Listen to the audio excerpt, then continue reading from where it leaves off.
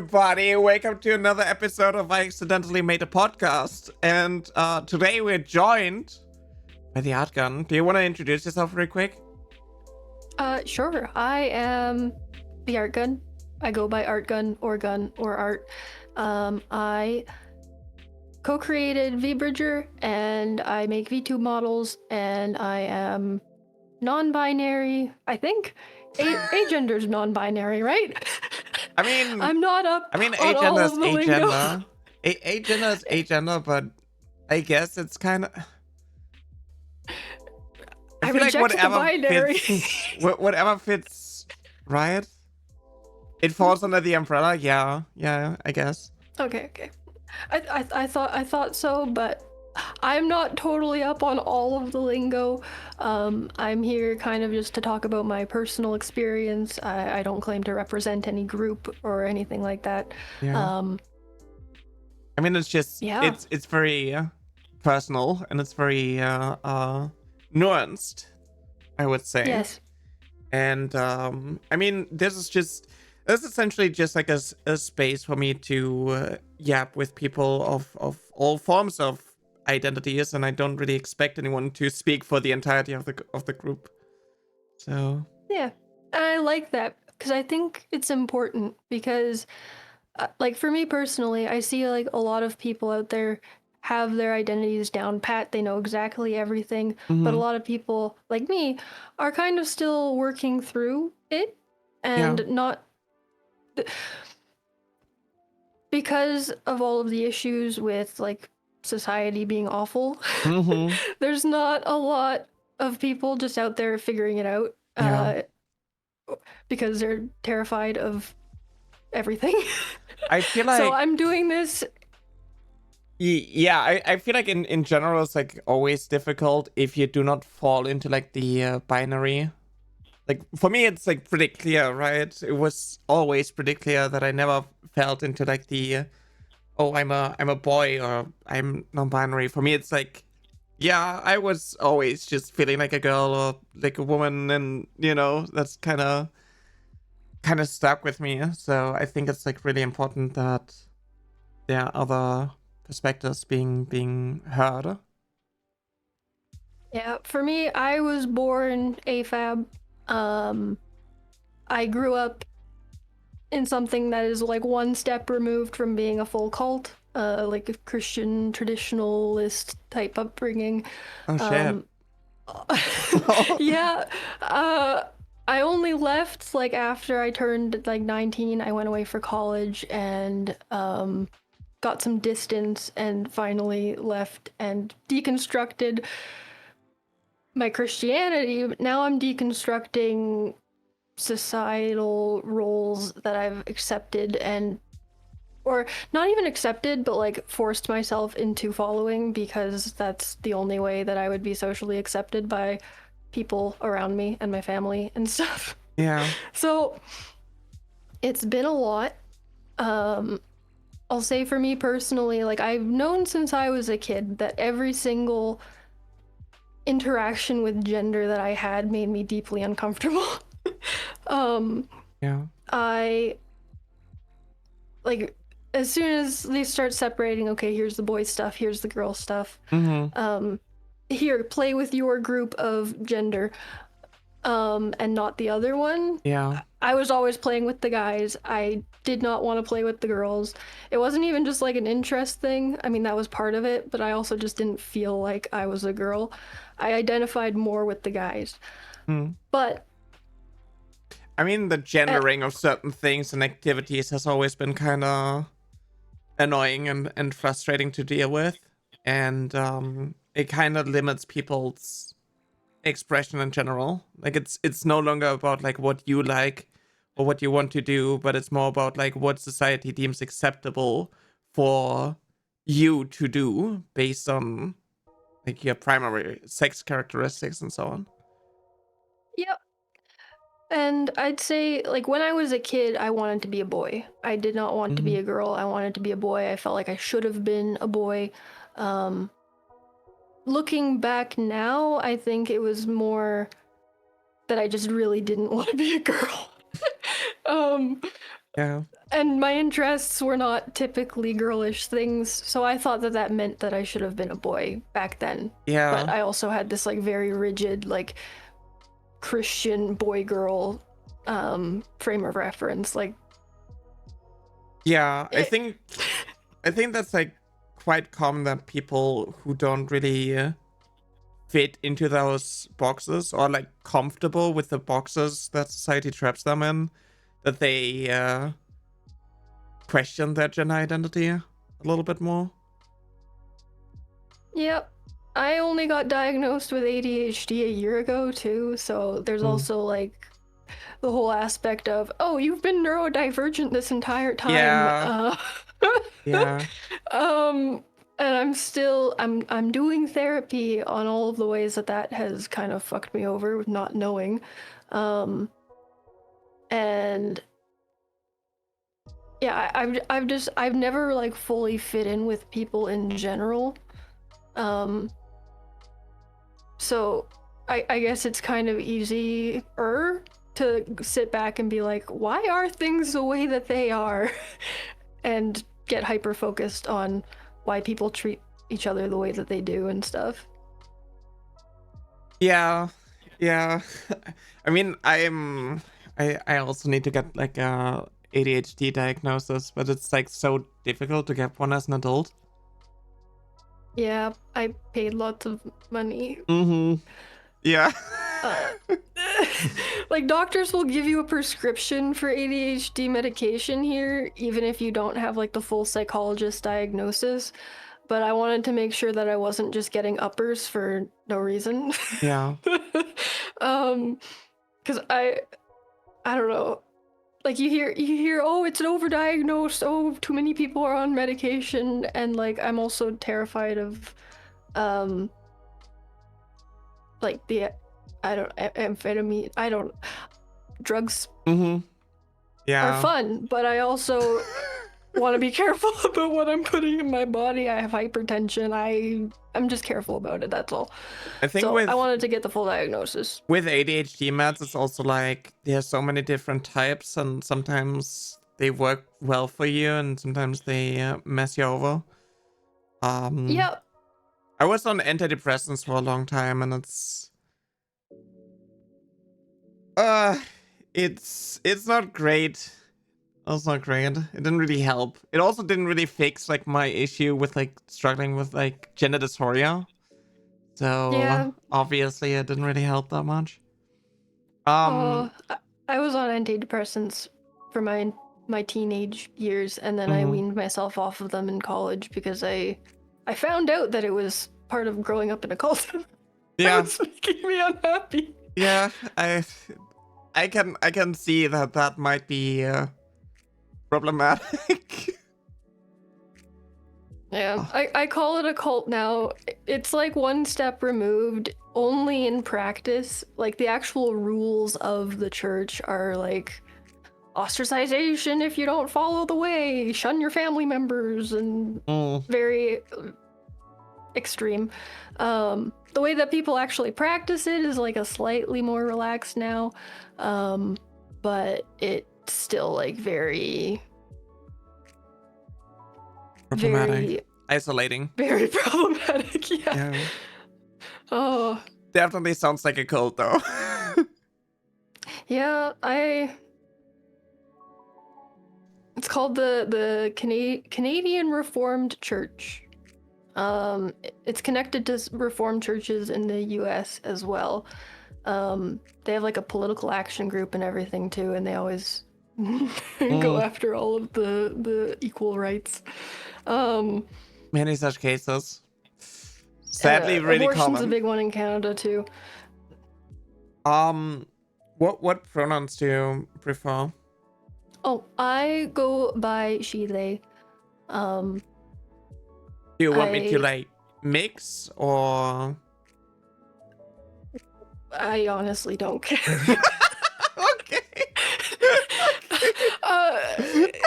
If it's easier to use she, use it. I don't care personally. I don't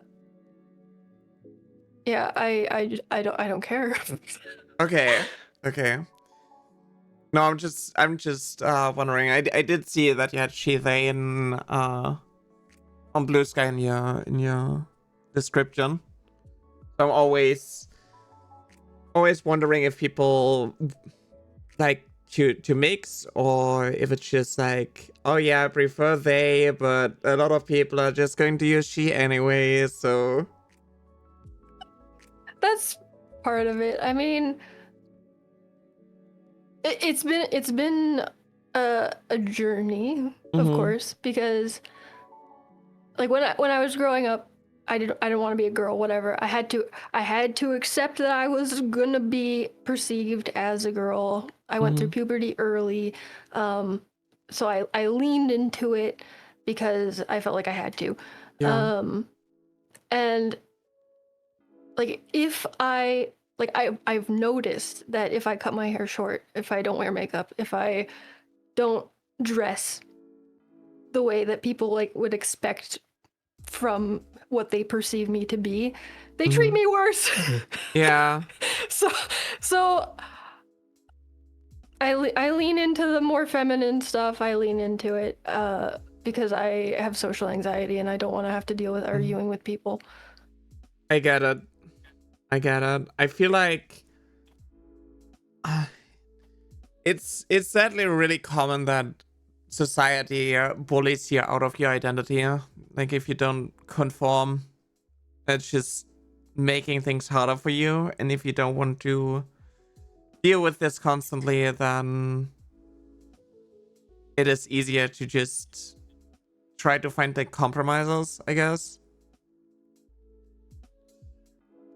But Yeah. it's, I mean, you know, I had a phase as well as a, you know, as a kid. I went kind of late into puberty, and my voice, you know, sounded like a girl's voice for a really long time, and people bullied me for it.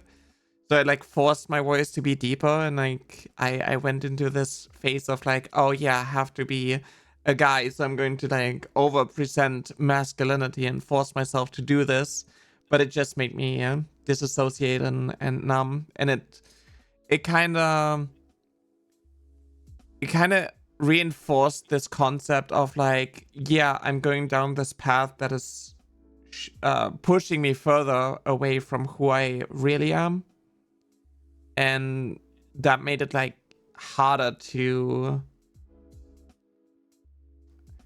I guess, cope with the fact I was trans and so on. And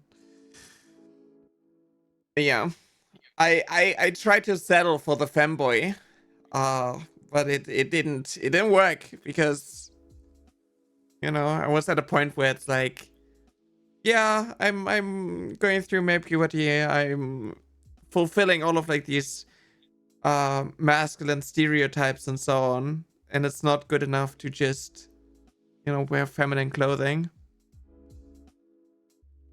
I relate a little bit in a different way, but Yeah.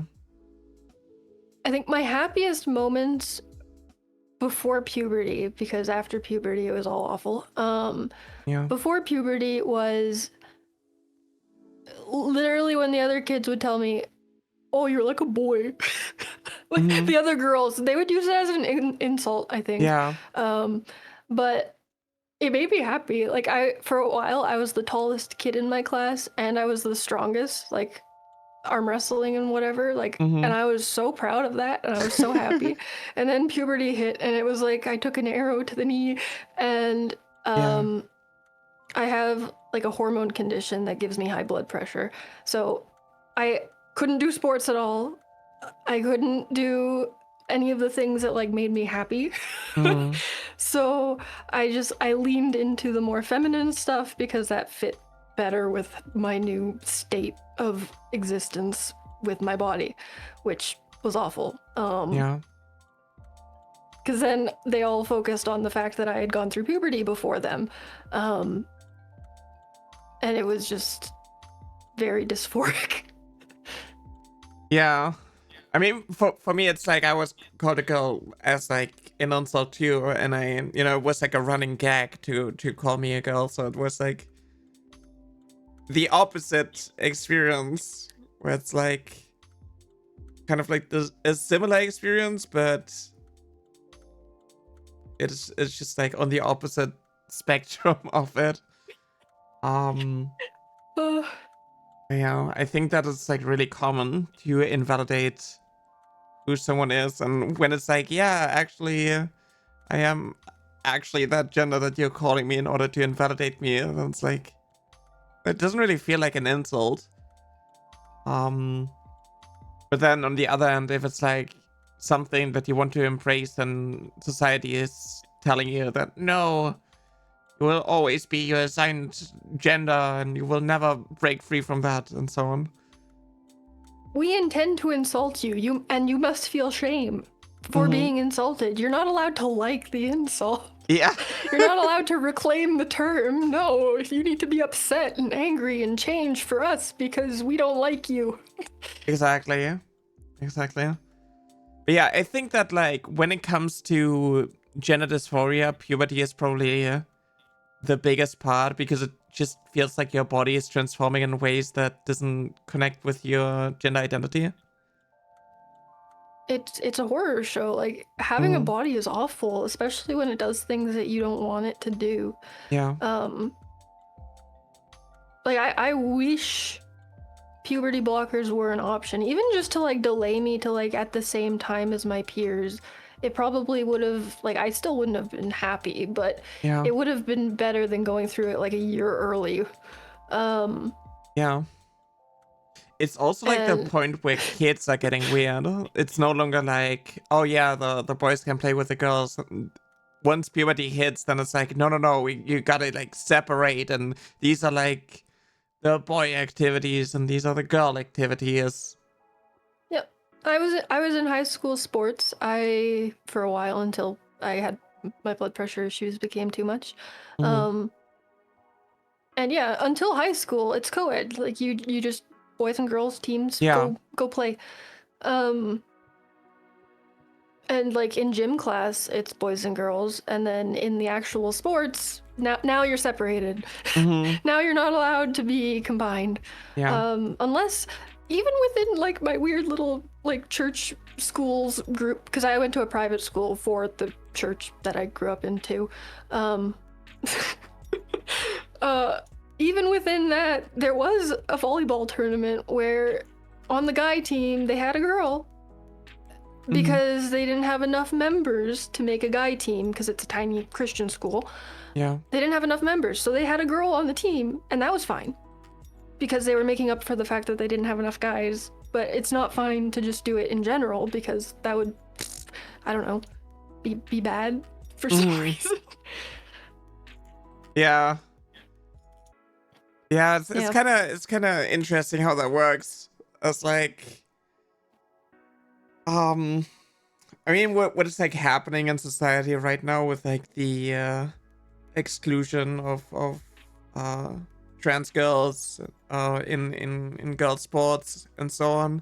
And it's like in a lot of states, in a lot of schools, maybe one trans girl is now no longer capable of being included in these activities, and it just highlights this, oh, you are other, you're different, you're doing something that is going against nature or something, and it can feel really isolating. And it makes sense that people are struggling because of it, and I know all too well how that feels when you're constantly being excluded. Like, for me, it wasn't sports. For me, it was esports. And I was always, like, kind of terrified of participating in, like, women's teams and so on. Because, like, oh, yeah, they're going to hear my voice and it's just going to be a guy voice. And people are going to make it weird and so on. So I'm just not going to do this. And it feels really isolating. Yeah. Well, the whole point of having girl and boy teams is like this assumption that there's a fundamental difference in your skills based on your gender. And like, people will talk about like, oh, guys have faster like muscle twitch fibers or something.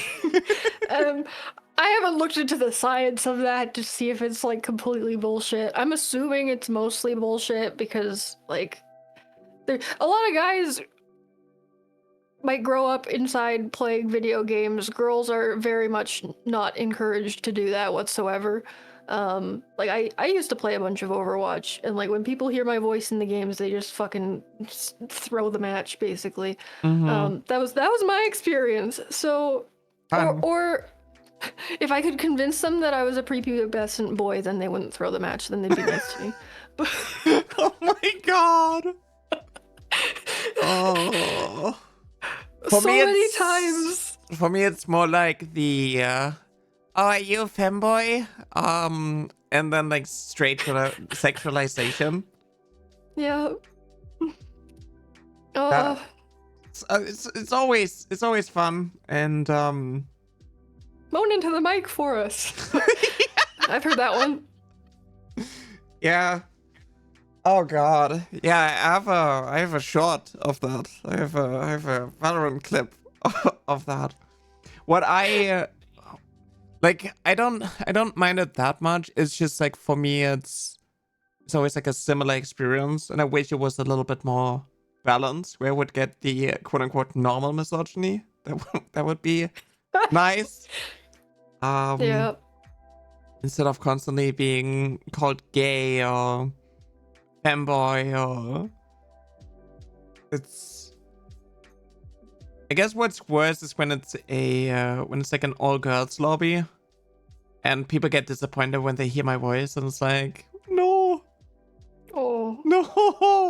this is so painful. Because it's just like it highlights this, oh, you're other, or you're essentially forced to come out to strangers, and then you don't even know how they are going to react. Yeah. That's rough. Oh. Yeah, I think a lot of gender expectations and so on, it's just unnecessary and causes way more stress than it needs to. Yep. For college, I went to game design school. So most of the people in the college were guys. Mm-hmm. And a lot of people working on video games. I mean, I think it's shifting now, gender-wise. Like, there's more, like, Me Too plus Gamergate actually helped. The girls in games, but being perceived as a woman in games, especially being younger than a lot of people, because I graduated college. It was a 1-year program, so it was very quick. I was 20 and I was entering the workforce, but I already had like 6 years of experience because I had been doing art as a job online. People are not prepared for somebody who knows what they're doing, who presents as a girl who is young. Yeah. So, the way that people behave, like, the point that I'm getting to and at is the fact that gender has to be like the first thing that people interact with you through. Yeah. Is so annoying. Oh yeah. Yeah. It is just, I mean, I noticed that in games too. It's like I start speaking, I give callouts or something, and then it's like, are you a boy or a girl? Because apparently, like, in their mind, it's really important for them to know what is inside of my pants, and how they need to, like, how they need to feel about me talking to them. And it's so unnecessary. And a lot of it is just misogyny. Like, that's just it. Yeah. Going back to the girls in sports and misogyny, the fact that some women are barred from performing in sports because their free testosterone or whatever is too high, even though they're biofem, they can't do sports because it's an unfair advantage. It's like, that's how they are. That's what sport, like, if you're gonna go on the arbitrary line of gender, let them compete. Why can't they compete? It's because you want women to be a specific way. Yeah. That's the only thing. That's all it is.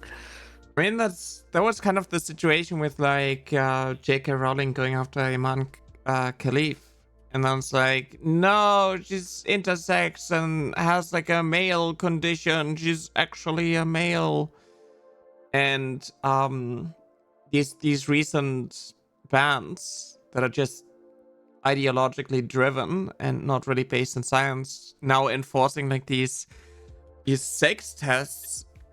There are going to be a lot of women now finding out that they are apparently not women, according to people like J.K. Rowling. And nobody is going to care because everybody is like so radicalized and brainwashed into believing that these men are invading women's spaces and women's sports and so on. It's such a brain broken attitude, and like I just don't understand the point. Like, okay, so J.K. Rowling, she's terrified of the bathrooms for some reason. Despite her never going to go into like a public restroom because she is like stuck in her fucking castle. So there's one thing for sure, that it's like, how many of these people actually go into a public bathroom at any point in their lives? Probably not many. If anything, it kind of displays that the infrastructure of a bathroom has a problem, which is that if you go into the room that is your assigned gender, the stalls are so weak that if somebody wanted to take advantage, they could. Yeah. Like, they're just stalls. Like, anybody can bust that shit in if they wanted to. Like, you don't have to pretend to be a woman and lie about it and go through, like, nobody's gonna go through all that shit just to assault somebody in a bathroom. Yeah. I refuse to believe this. Like, it's so much easier to just go in and do it if you're gonna do it. Like, there's no need to go through all these hoops. So I don't understand why so many people are so terrified of it. I don't know. It's just propaganda. That's sadly it. I mean, we also know, like, from statistics that trans women are more likely of being the victim of these attacks, and that the rise in transphobia has brought a lot of cis women also like under attack because they don't meet these arbitrary standards and beauty expectations. Well, and that goes back to the misogyny thing too, because like, as an AFAB, there's all these insults that it's like, you're not like a girl, you're not feminine enough, you're not this enough. But then when you're like, okay, yeah, no, I don't really think I am that, actually, so that's fine. Then they're all upset. So, but... Sorry, my train derailed. It's okay. It happens every once in a while. ADHD. The transvestigation stuff with like, oh, this woman in the bathroom doesn't look woman enough. She's probably trans. Yeah. There are so many women who don't fit this weird like beauty standard, this weird gender standard of what woman should be anyway, that you can be a biofemme, but if you don't fit all of these things, like, you get degendered as a woman by women anyway. You don't have to be trans or anything to get that effect from, well, women and men. I won't just single out women there. But misogynistic people already, like, degender women that they don't think fit women enough. I feel like a lot of the transphobia that I experience is just recycled misogyny. When it's like, oh, your voice is too deep, you will never be a woman. And then it's like, yeah, that's what they tell cis women with deep voices as well. Yes! Like, I mean, I have a German accent, and that also affects my voice and how people perceive my voice.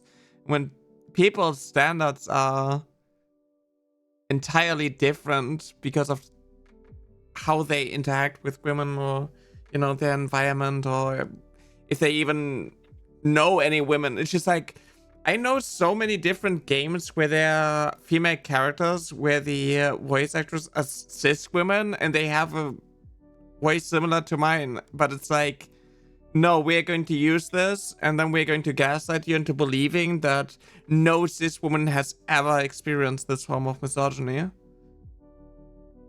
Yeah. Which It's, it sucks. You don't act the right way, you don't suffer in the right way, therefore you can't be this thing that we've arbitrarily decided is important.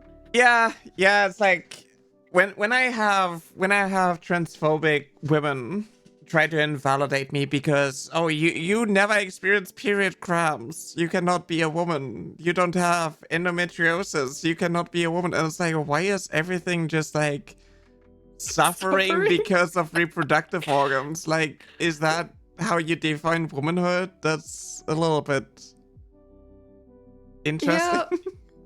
Well, I find some TERFs interesting because some TERFs feel like women who were degendered for like things that they didn't do woman enough.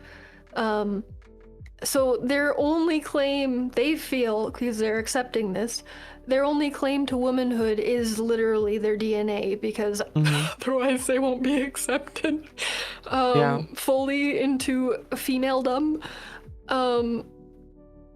And like they're just like, you gotta deconstruct why you're being rejected, and the fact that gender's kind of a shitty metric for who you're allowed to be. Yeah. Like, I don't know. I feel like gender is more of like a thing that is just assumed and put on you, and then people are just defining who you are based on the category they put you in. And a lot of the criticism is just like, yeah, you don't do what I do, you don't like what I do, and I have been rejected for the things that I like, so you shouldn't like these things. Yeah. Yeah, it's like a cycle of bullying, essentially. Yeah. It's like, I mean, oh, soup brain. I had my coffee. I should be focused. Does that help you? Does caffeine help your ADHD? It does. I'm not like actually medicated for it. Can you tell? So coffee helps a little bit. Coffee means that I can sit down for a couple hours and do something, generally, and I'll stay focused on it. And like as soon as the caffeine's leaving my system, then I'm like starting a bunch of different things and leaving them unfinished. Oh. So then I have 2 coffees a day, one in the morning and one in the afternoon, and then I'm usually able to somewhat stay on task. Yeah. Which is, I don't know, it could be placebo, but it works, so I'm happy. But soup. I get it. It's fine. Shit. What was the last thing you said? I'm sorry. I think we talked about gender being a cycle of bullying, where it's like, oh, as a kid I wanted to do these things, and now when I see someone of my gender doing the things that I want to do, I have to tell them that, you know, they shouldn't do this. Like, yeah. if a guy sees another guy painting their nails, then it's like, why can you do these things? It seems kind of like no matter what the system of oppression is, there are people who will follow and adopt the system of oppression, but they will try to find their place within it where they are not like being oppressed themselves. Yeah. Or you deconstruct why you're being oppressed, realize that it's all bullshit, and then fight against it because it's stupid. Yeah. Fighting against the system is always hard. Yeah. I don't know how accurate it is, but when I was looking into cults, It was only like something like 20% of people will leave the cult that they're born into, which is kind of a frighteningly low number. Yeah. But like it goes to this like idea that people learn to behave a certain way, and like not a lot of people question it unless they're forced to. And like I'm gonna assume that 20% has a strong overlap with like neurodivergent or other minority. Yeah. Because like those are the people who have to really interrogate why they are suffering. I mean, I feel like with conservatives in general, a lot of it is just people being social chameleons and just like trying to fit in and belong. And then if they go into public school, college, and so on, then they're kind of breaking free from that a little bit more, which is why a lot of conservatives really hate public education systems, and then they're doing like homeschooling and so on. You have to be kind of strong and also more mindful in order to question these systems, which a lot of neurotypical people just don't really do. Yeah. I'm kind of obsessed with like why these things happen. I'm thinking about going back to school. I don't know if I will or not though. Because it seems hard. Yeah. But it's just so interesting to me, like even for myself, like why did I end up leaving? Whereas like I have family members who went to university for like science, and they decided to stay in the mindset and in the cult in the church. Maybe it's like a sense of purpose. Yeah, it's like it's terrifying to leave everything that you think you know behind, even if it might not be true, because the chance that it's not true is so terrifying, because then you don't know what you think anymore, which is where deconstructing comes in, and then you find out. Like, it's a process, but people are too scared to go through that because they don't want to know who they'll be at the other end of it. Yeah. I think.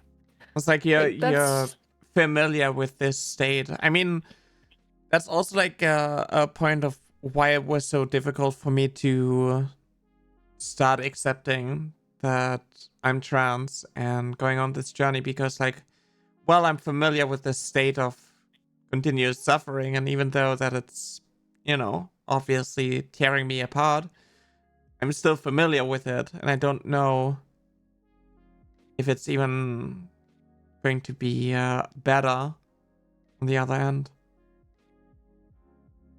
Yep, I feel that. So I'd like to do some stuff to my body to make me happier, but I'm also scared that at the other end I won't like it. And like it's hard to contemplate. Yeah. Because you don't know until you go through it what like you can only know that you're not happy now, and that change might make you happier, but it also might not. But you're also just not happy where you are, so you have to do something. Yeah. Or you are just severely depressed, and there's not a lot of hope if you can't change in that position. Yeah, it just feels like you're in a point where you're just hoping that things are going to change by doing nothing. They're going to like fix themselves, but it's just not.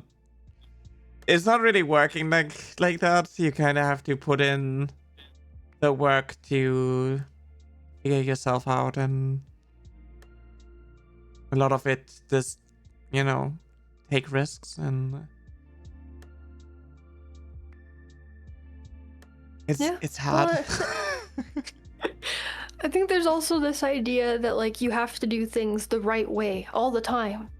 So if you're gonna identify as trans, like as far as like trans medicalists would say, it's like you have to go and you have to do all the medical stuff right now, or we'll never accept you.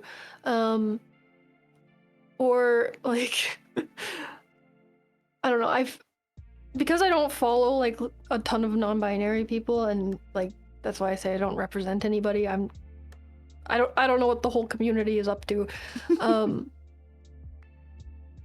But there are some ways that people seem to approach being trans and stuff that like make me feel like I shouldn't identify the way that I do until I go and I do something about it.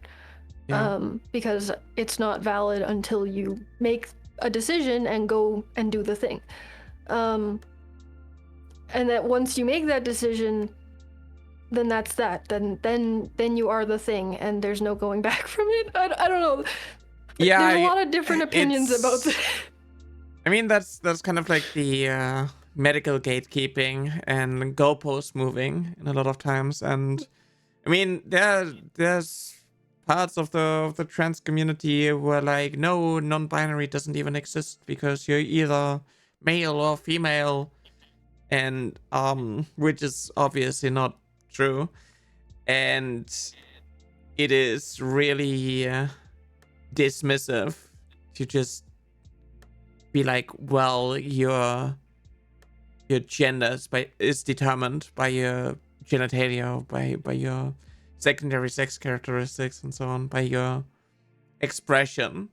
It's not really a good mindset. What I really dislike is how detransitioning is something that is being frowned upon, because there are a lot of cis women who go through a stage where it's like, well, I experienced so much misogyny. I experienced so much misogyny as a girl. I don't want to be a girl. And then they think that, oh, maybe I'm a trans boy. And then they go through this stage and realize that they're not actually trans boys. They're just really unhappy with how society treats them. And instead of being like, oh, I learned something about myself and I'm going to use that knowledge in order to speak out against the system, it's like, no, I'm going to punch down on trans women who go through this journey and appear happier on the other side. That goes directly to where I was trying to get to. Mm-hmm. There's this idea that you can't like change your mind, that you need to like make it up, and that you can't figure yourself out beyond that, or you're either bad representation, or you're doing it wrong, or like there's so much pressure to like make a choice and stick with it. And like the fact is that people are complicated, and there are so many different reasons why somebody might feel uncomfortable with who they are, or might feel that they are a certain way. And it's okay for that to change too. Like this whole gender is innate, it doesn't change, so you either are trans or you're not trans, and you should innately know that, because it's so obvious to whoever's saying it that it should just be that way for everybody. But that's not the case. Like culturally, gender, like the way that you see gender through your cultural lens, the way that you see it like physically, like there's so many different layers to that, and people can work through what they think their problem is. They should be encouraged to do so, and if they feel like they made the wrong choice before, then they can retransition back to whatever they like. You can do whatever you need to do to make yourself happy, and that's fine. And other people should also have that choice. Everybody should just have the choice to do what they want with their bodies. Wow. It would make sense for more people to say these things and speak up against like these gender binaries and expectations and so on. But like with the rise in transphobia, it's just going the opposite direction. Yeah. It's really frustrating because like you know that you're right, and you're seeing other people suffer because of the system that they are, you know, upholding with their decisions and so on, and they're obviously struggling under it, but it's like they still want to be stuck in that prison that they are trapping themselves in because it's so scary to open that door and leave. Well, then there are people who I think, like, I'm thinking about family members specifically here, where if I talk to them, like even through like the super extreme, in my view, lens that they have, they do feel like they have compassion for people who suffer with gender dysphoria. Mm-hmm. They still want to ban transition. They want to do conversion therapy instead. Oop. Oh, my VTube studio crashed. Oh. Oops. Turn into a green screen. Oh. Man. Now we'll have to see if I can get my thought back again. Oh, hello. I want to ban I... transitioning. There we go. Ah! Yep. Oh. For minors specifically, like they don't want they don't want puberty blockers. They don't want people to have the option before they're adults basically, and they want to ban stuff because they feel like people are going to get confused by the information. So like there are a lot of assumptions in there, but like knowing my family, I don't believe that they want to hurt people. Which is really hard because the result of their action and what they believe is hurting people. Yeah, exactly. It's kind of like the concept of if you go on this journey, you're most likely going to make a mistake because the amount of trans people is so small. But in reality, it's like you can always stop and you learn about yourself through this journey, through working with like experts on all these things and so on. Like I was struggling with the fact that I went on HRT and I was on the wrong dosage and I was doing all these things, but I still went through with it and I came out happier. I just wish I was capable of doing that earlier, which is also why I'm so outspoken for trans youth, because I was dealing with these thoughts as a kid as well, and I wish I had the proper information instead of a lot of the information out there with more of a sexual angle, and it made it really difficult to talk about these things. And if I had the words to describe how I felt, it would have been easier, right? Yeah. Well, and that's like with ADHD. I didn't get diagnosed until I was 25. Mm-hmm. Yep, 25. I'm bad at math. And a lot of that was not knowing what it was exactly until I found out. And then I went. Information doesn't hurt people. Being forced into a choice hurts people. Yeah. And they don't see being forced into being or acting cis as a choice. Yeah. They see it as the default. Yeah. So their whole thing is protecting people from potentially making a choice that they won't be able to come back from or something. Yeah. But the thing is staying cis or being forced to be cis is also making a choice. And not being informed on what these things are, like, you're just taking agency away from people. And like they would probably say that kids shouldn't have agency, but like that goes against all of the way to make children happy and good adults and dealing with trauma and avoiding trauma. Yeah. So there's a lot to unpack there. One of the biggest issues that people took with me about like a year ago was that I said that if you cannot consent to HRT, if you cannot make this decision, if you're not informed enough to go on HRT about your gender and so on, then you're also not informed enough to go through puberty.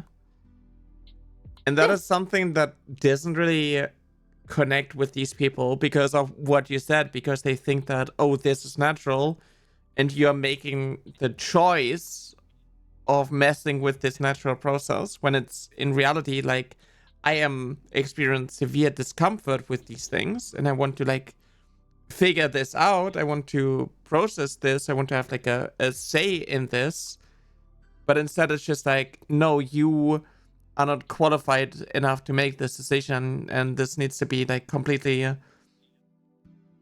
taken out of your hands. And sadly, a lot of people are really... they love mischaracterizing these things and portraying it as something bad. For me to be like, well, if you're struggling with your gender identity, even if you're younger as a kid and so on, all you need is time and the information and so on, and a little bit of guidance with people who know what they're talking about. Yes. Well, and that's where, like, therapy, I think, is very important. Like, I wish I had, like, therapy about how I felt about gender when I was younger. Like, there's a ban on conversion therapy in Canada, which I think it was a more recent law. Like, it is criminal to advertise conversion therapy, provide conversion therapy, and like specifically the law is from trying to change anyone into being cisgender and heterosexual. So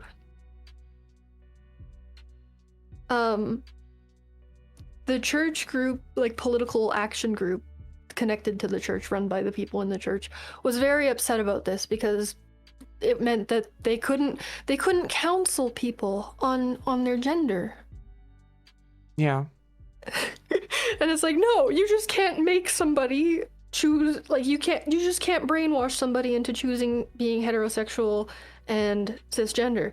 You can talk to people about their gender. You can discuss how they feel about themselves. You can do you can do all the therapy. You just can't try to force them to be something that they're not identifying as or with, which should be the case anyway. Like, whether it's how you feel about dogs and cats, or I don't know, how long your hair is, like, you shouldn't be trying to force people to be a certain way. That's not the point of therapy. There's also like this weird mindset where they are parents of trans kids or gender non-conforming kids, and it's like, well, I'm going to take you to a therapist who is going to tell you, who is going to be supportive. And then on the other hand, I also want to give you the opposite of like, oh, you need to go to someone who is going to talk you out of it. When they think that like going to someone who is a specialist, they think that they are being pushed into this decision, and they need to hear both sides. When in reality, one is really abusive, and the other one is more of like, well, let's figure this out. Let's work together and let's see what is the right path for you. Because they think that if you are, supportive of trans people, then you're biased. But if you're not supportive of trans people and you're against it, then you're just normal and enforcing like the natural hierarchy, which obviously is really biased. And but it's, it is seen as normal, and society really wants you to act normal. Just be normal. It's like screaming in the backseat. Exactly. I want information to be out there, and because then, like, I do feel really bad for the people who, like, obviously they're being used as propaganda, which also sucks. But like the detransitioners who were AFAB and now re-identify as women, but had transitioned and have the deeper voices, and some of them even top surgery and everything. And they really regret their choices because they feel like they had been mistreated by the medical field. Some of which definitely, like, it's like, no, you just made these choices and now you regret it and you want to blame somebody else for it. But I can see, like, maybe rushing into something because you are desperate for it and not necessarily reading through all of the things. Like, I got birth control once that I did not read everything about, and I had side effects, and it was bad because the doctor was like, oh, did you read through this thing? And I was like, yeah. So like that's happened to me. So I can see that happening to somebody who thinks that this is going to be like, oh, answer all their questions, whatever. But that doesn't mean that you don't provide the care. That means that you increase the standards of the care and make sure that doctors have to go through everything with the patient instead of just like making sure that they read something, which anybody can say that they read something. Like actually go through point by point. That's all you have to add to the care. And then if somebody doesn't do that, then they aren't, like, I don't know.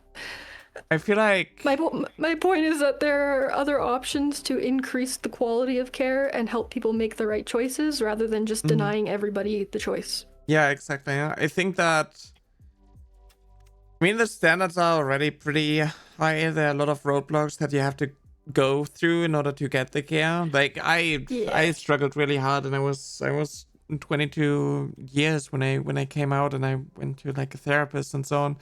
Even finding someone who was qualified to talk to me was like a big struggle. And I can't imagine what it would be like if I came out 20 years ago and going through that with my parents and so on as a kid. Nowadays it's probably not that much easier because of the constant transphobia and so on. Yeah. But and propaganda exactly. and everything too. Like exactly.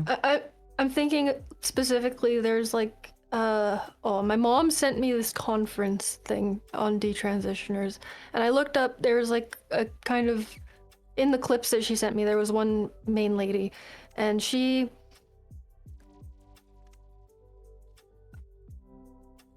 brain fart. I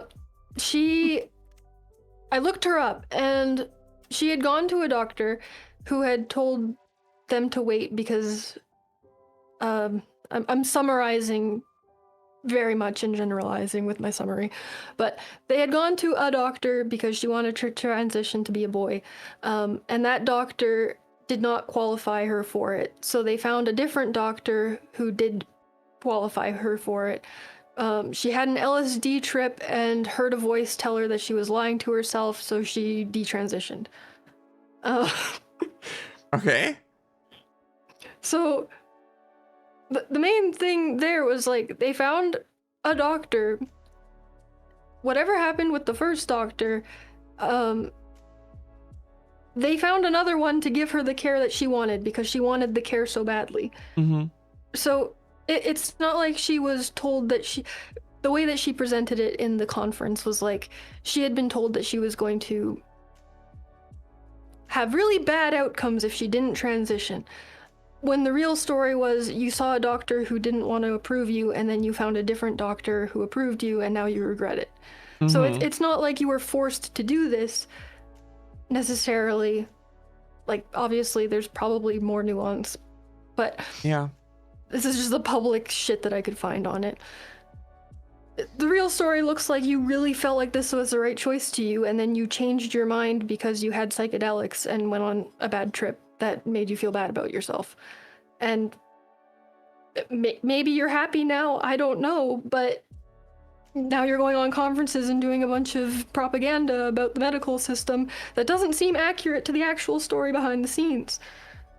I think a lot of when it comes to these detransitioners who are like being transphobic, it's just being opportunistic.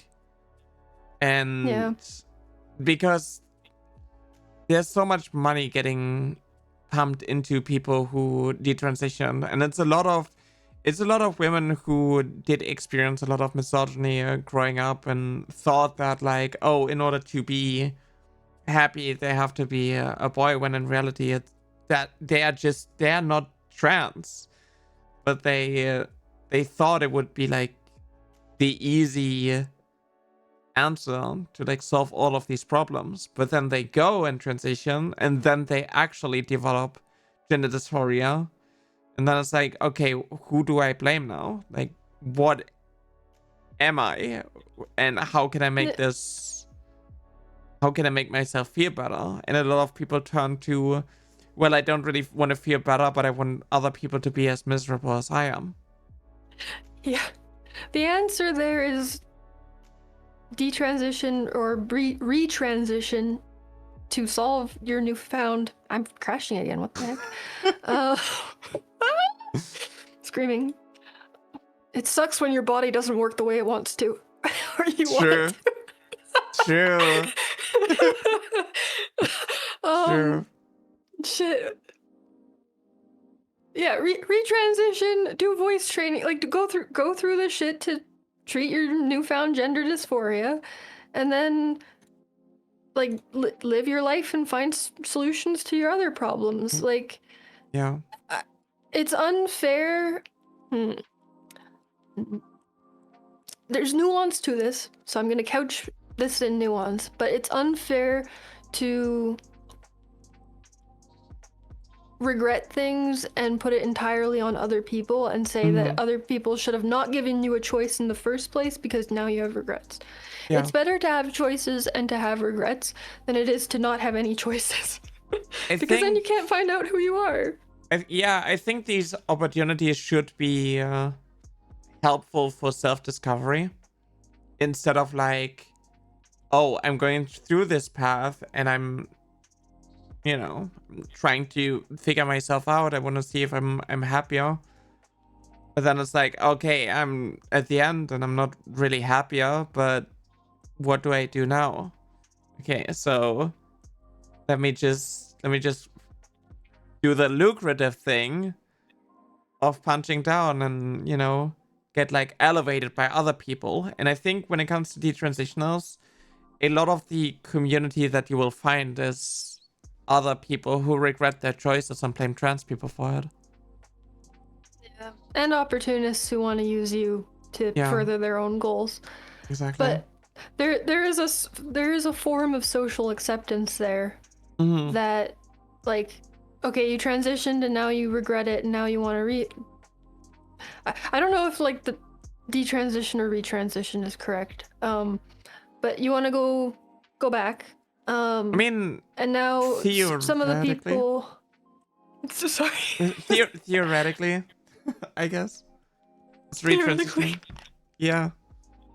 Well, I mean, if you're like medically transitioning, if you're,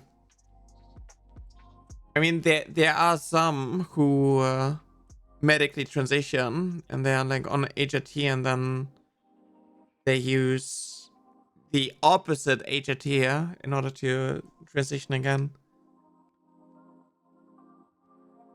Yeah, I think that's why I've heard of it called retransitioning. But sorry. Yeah, depending on which community you're in and like how the people around you are, like and how some people act that I've seen online. Yeah. It does make sense that there's some more, not, it doesn't make sense, but like it has a chance to exist that there are people who would reject you for detransitioning because of like just the state of online discourse. Yeah. And I feel like a lot of if you lost your family support, if you were like kicked out because of this and now you're detransitioning or retransitioning and you like if your family's going to accept you back and you're going to have support if you go on this like ideological anti-trans brigade, it makes sense why people would make that choice. It's just really sad. Yeah. I feel like a lot of TERF spaces kind of remind me of incel spaces, red pill spaces, where it's like, oh, I can't really fix myself. I will never be like happy. I hate this, but it's like really easy to blame a different group for this. But it's like these people aren't really happy because all of the community is like filled with so much hatred, and that's kind of sad. Yeah.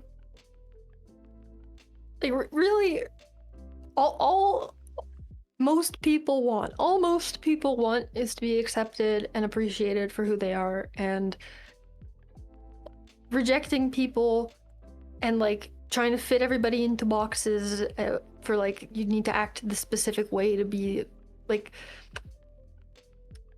what am I trying to say here? Um, I think it ignores reality, and it's like a purely aesthetic based assessment of life, and it has nothing to do with who people actually are, and that's why they're all so unhappy and angry all the time. And if you accept people for who they are and you look past the aesthetics of what you think things should be based on your own perception, you will be much happier in life. Yeah.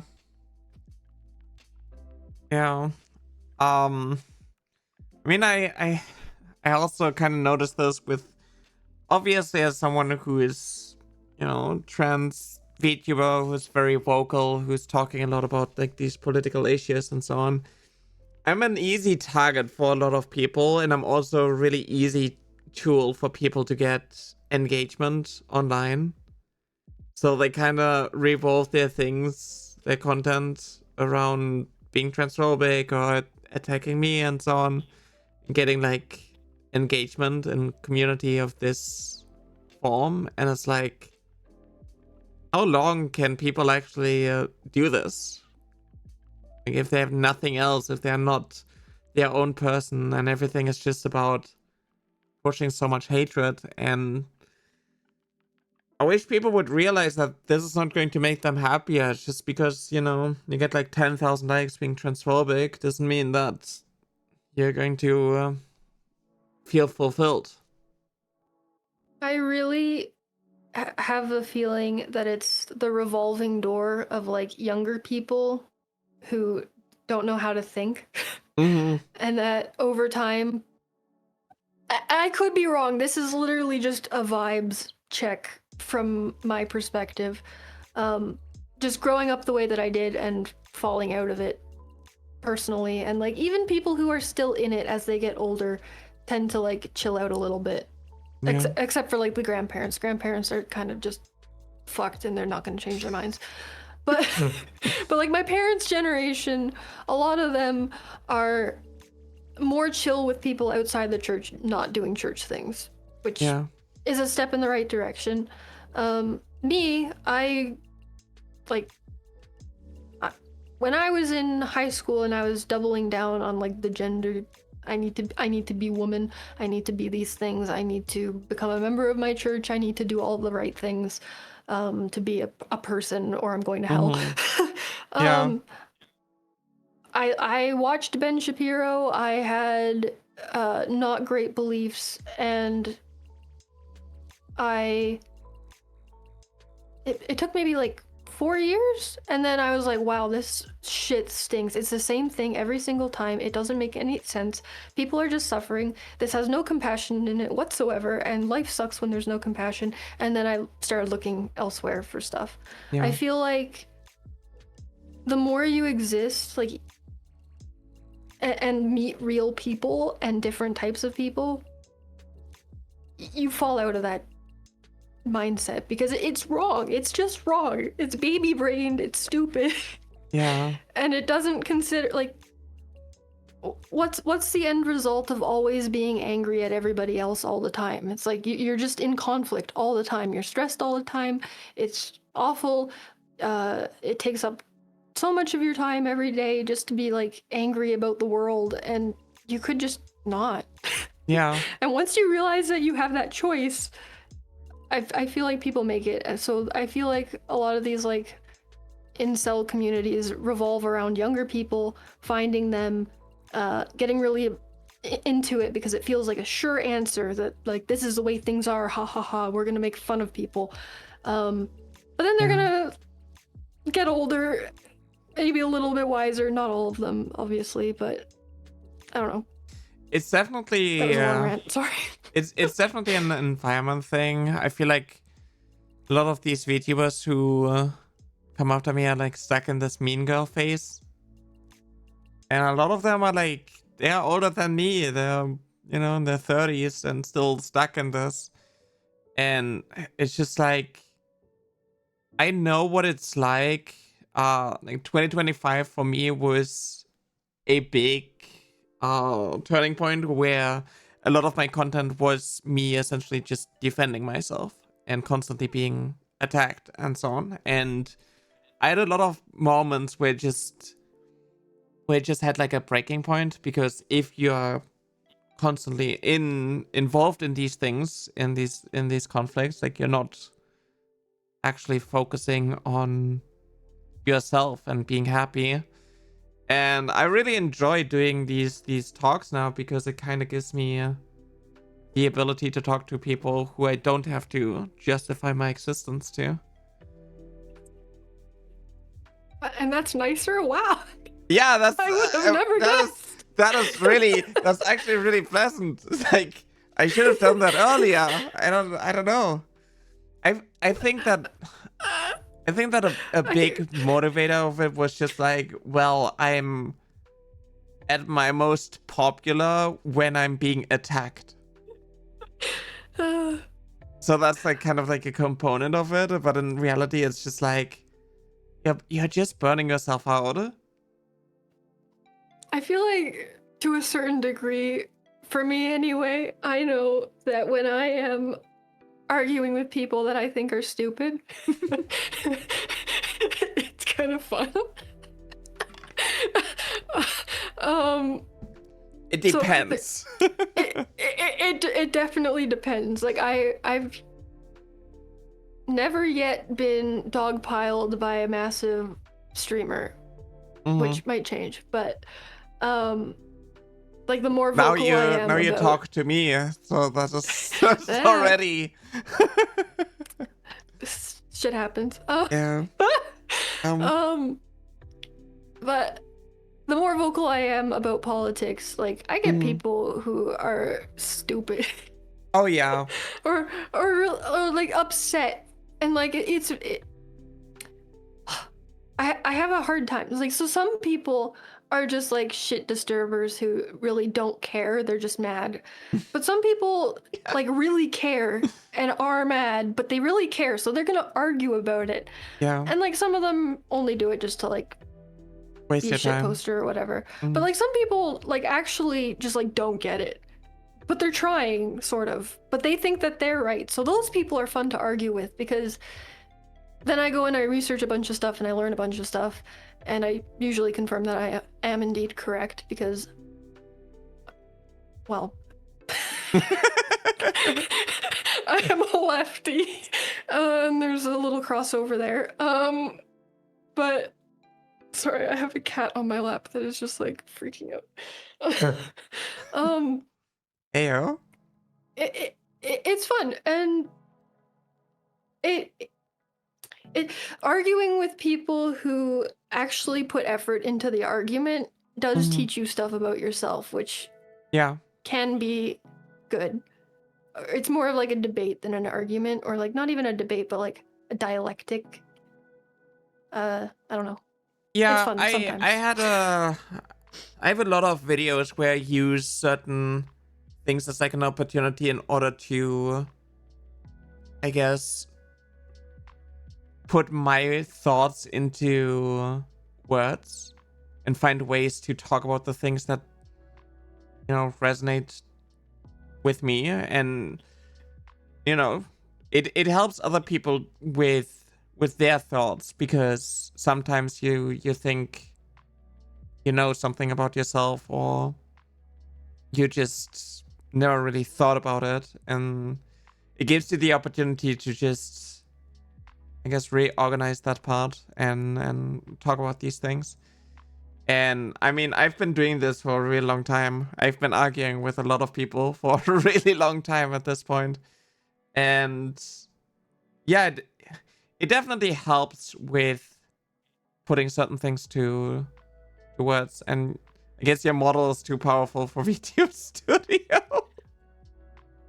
Yeah, I've never had it crash this much when I'm like testing models for clients. So like either I made mine uniquely bad, or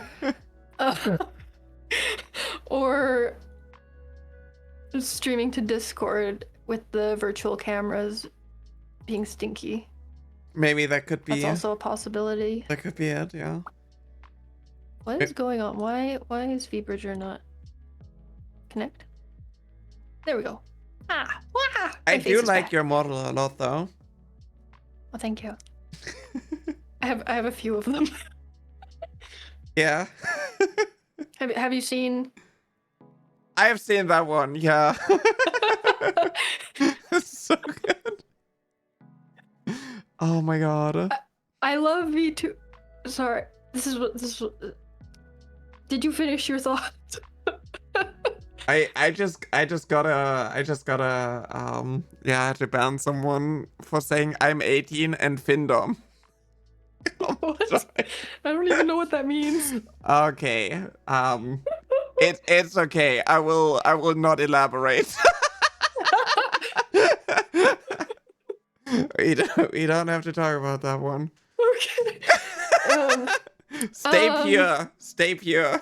I am also like, so I identify as agender. I also, for lack, I'm ace. Mm-hmm. I don't, yeah. So I don't know things because I just have no interest. Yeah, makes sense. Makes sense. I'm assuming it because you said stay pure. Yeah. Yeah. Stay pure.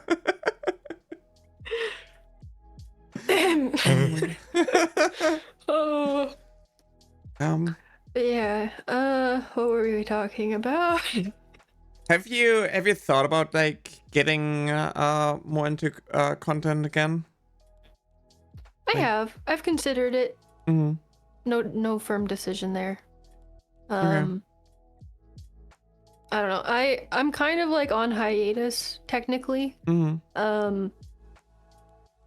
Like for the last year from earlier this month because I'm going through a separation. Okay. And it's been very stressful and I'm sorry. legally it's the same as divorce. So Okay. it's not technically divorced because it was common law, but it is technically the same. Oh. So it's been a lot. So I'm kind of just like existing until that's over. Yeah. I'm sorry you're dealing with that. It's okay. My life is better. That's good at least. That's good at least. Huh. Yeah. Plus all of the stuff happening with politics and everything. It's just like it's a lot. I have no brain to plan what I want to do with my life. And I'm just taking things like one step at a time. Right now I'm working through a bunch of doctor stuff that I have not done for years because I just haven't had space. So I'm using the space to sort out my health. That's good. At least, like, gotta take care of these things as well. And I mean, you don't have to put so many things on top of each other at the same time. Yeah. I'm very lucky to be able to have the space thanks to VBridger because the support from people has been absolutely insane, and I never expected VBridger to like do all that well. I and did now it buy seems it. like everybody's using it. I did buy it. I'm not using it right now though. It gives me a resting bitch face, and I'm not entirely sure what to do. I can help you fix that. That's what the curves are for. Yeah. No, it's just yeah, I couldn't. I was using the presets and I couldn't figure it out. No worries. Yeah, I'm very proud of it. It is like because it wasn't planned to be like all that big. It's very designed as like a technical tool. Yeah. So like the UI is not the greatest. Yeah. It's like I was like, this makes sense to me. That'll be good enough. And we're looking at doing some stuff in the future to make it a little better. But no timeline on that. Yeah, I was looking at it and I was like, I don't even know what to do here. It's like there's so many so many points and so many curves and so many sliders. I was like, oh my god. What am I even looking at? Oh yeah. Before all of my life fell apart, I was gonna make a video about that. Yeah, I was actually looking and I was like surprised that this is such a common tool, but there are not really a lot of videos explaining these things. No shade. I was gonna get to it, I promise. I'm not judging. No, it's just I know you're right, so I'm like.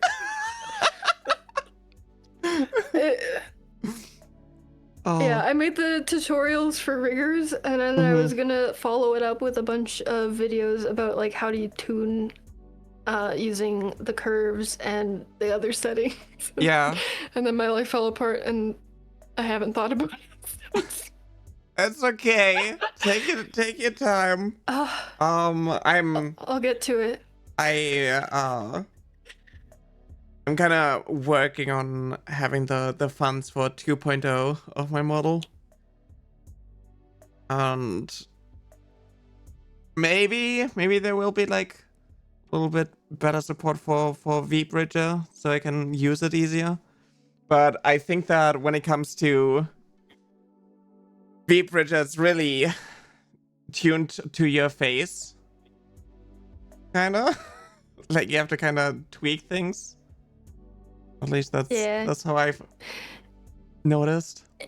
It mostly works, or it should mostly work. The test group was really small. It should mostly work without too much extra, but it definitely works a lot better with using the curves to fine-tune stuff.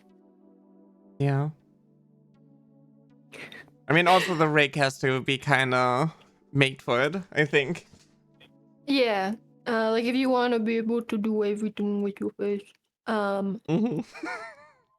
then yeah, it does need to be especially rigged.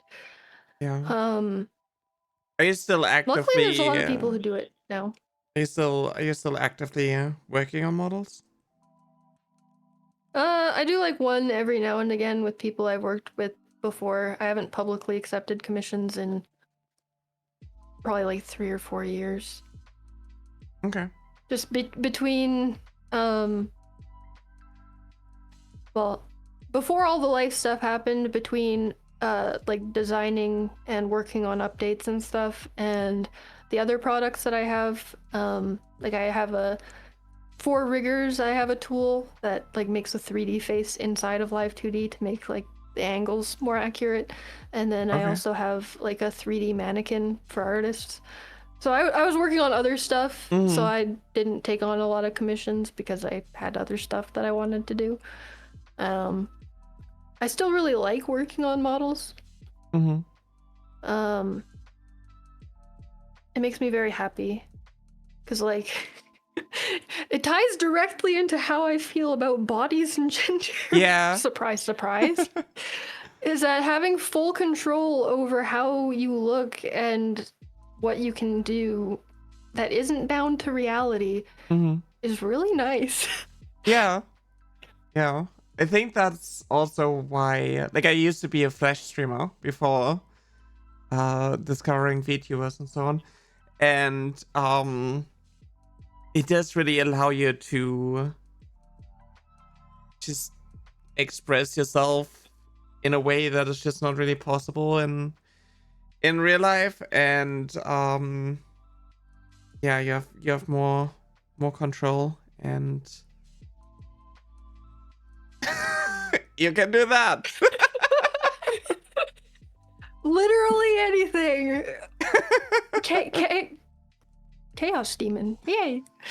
Perfect. I love VTubing so much. It's such a beautiful medium to have fun with, and I don't know that I'll ever do anything other than VTubing or VTubing related adjacent stuff. Yeah. Just I love it so much. I think it means a lot to me, and I like that it means a lot to other people too, and it's just fun. Just fun. It doesn't really matter. Like, I guess going back to like game design, because I went to school for game design. I've always done art, which actually ties back in an interesting way to like aesthetics and stereotypes and whatever else. Because like when you learn character design for video games, they teach you to basically verify stereotypes. Because when you design a game character, the game character should communicate to players everything about the character and how they look. And then you end up with all of the girls in a game being petite, cute, and all of the guys are whatever because they're strong. fun. Do you see the Overwatch same face syndrome, where a lot of the female characters just have the same face, and it's like you kind of gotta switch things up, especially in the comics and so on. Everything is like a little bit more versatile, but like in the game, everything is just the same symmetry. Like, no. Yeah, it's like, oh, there's a new Overwatch girl. I was really. I didn't play Overwatch in a really long time, and they released Juno, and I thought that was a Tracer skin. Same. She has the same. What do you mean? That's an entirely new character. What the fuck? Yeah. Oh my god. And then you run into issues because of the skin thing, because they all have different skins which make them look different too. Yeah. So then the animations have to be different enough that you can actually tell what things are, because it's a fast-paced shooter. You need to know what things are. Yeah. It's but so they train you to do these things. And you're basically trained to look at aesthetics as directly communicating the character, which can be really cool and be done well, but it can train people to lean into stereotypes. And if you don't actually dissect why you think certain things about types of people, then you fall into the trap of generalizing and having some problematic design issues. I like Vtubing because you talk, like, when I design a VTuber with somebody, like, we go over all of their interests, we go through everything that they like, that they want for the character, whether it represents them or a character that they've made up. And there's so many, like, personal little touches that are so specific to each person. Like, it doesn't fall into, like, the generic, like, design for an audience style design that I would be doing if I was still working on games. It's very unique, it's very personal, and at the end of the day, it's to make somebody feel happy and comfortable in their body, which, digital body, whatever. Yeah. It's just really rewarding work to do. It makes me happy that I can work on this stuff and that the technology is here to do it. I think also, like, the aspect of bringing a character to life and giving people the ability to just express themselves, and they're creating content with that design, like, that must also feel like really rewarding to see, see the model in action. It is. It brings a tear to my eye. No, it is. It's emotional. And it feels so special when people want to, like, work with me because they want to be represented by my work. Yeah. And yeah, it just means a lot. It's very cute. It's chill. I like it. That's good. That's good. I mean, I enjoy VTubing, and even though there's, like, a little bit of the aspect of, like, well, I'm an anime girl talking about politics. It's still, I do still like being in the community, even though there are a lot of aspects that I don't. It's just, I don't know. It feels more Like, it allows me to not just worry about how I look on camera the entire time. And as somebody who has voice dysphoria, I struggle with going back to clips, old clips, and uploading them, editing them, because maybe I didn't like my voice in this audio. Maybe I didn't like the way how I, sounded while speaking. Maybe my voice changed over the course of the past year in a way that, now it just doesn't really feel like me anymore. I can't imagine having the additional component of like, well, I didn't like how I looked on camera right this instance. It like the angle or the lighting. Videoing just makes that not really an issue. Yeah, I think so. Like in therapy, there's like a puppet. I froze for a second. I'm back. Yes. No crash. No crash. Fingers crossed. In Knock on therapy, wood. there's like puppet therapy. Knock on wood. There's puppet therapy, which is like there's a kind of like I don't know if depersonalization is the right word. And like obviously I'm not a therapist, so grain of salt with what I say about puppet therapy. But like the point of it is like you have another medium through which you can express yourself, which kind of leaves things behind that might take up your mental faculties just to exist with. And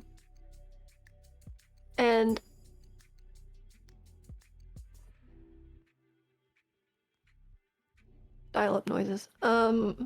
It's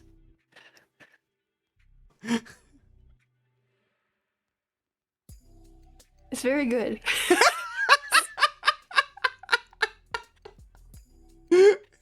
It is. It is.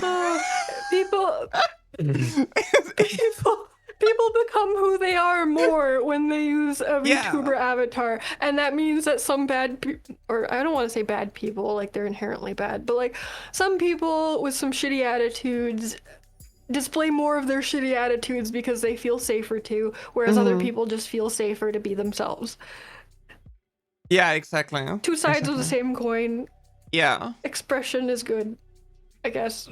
I mean, it is. I guess like when it comes to the VTuber model, you kind of immerse yourself in a way that isn't maybe that possible when it comes to your own image, when you look into like the mirror and see yourself on camera and so on, because of maybe body dysmorphia or gender dysphoria and so on.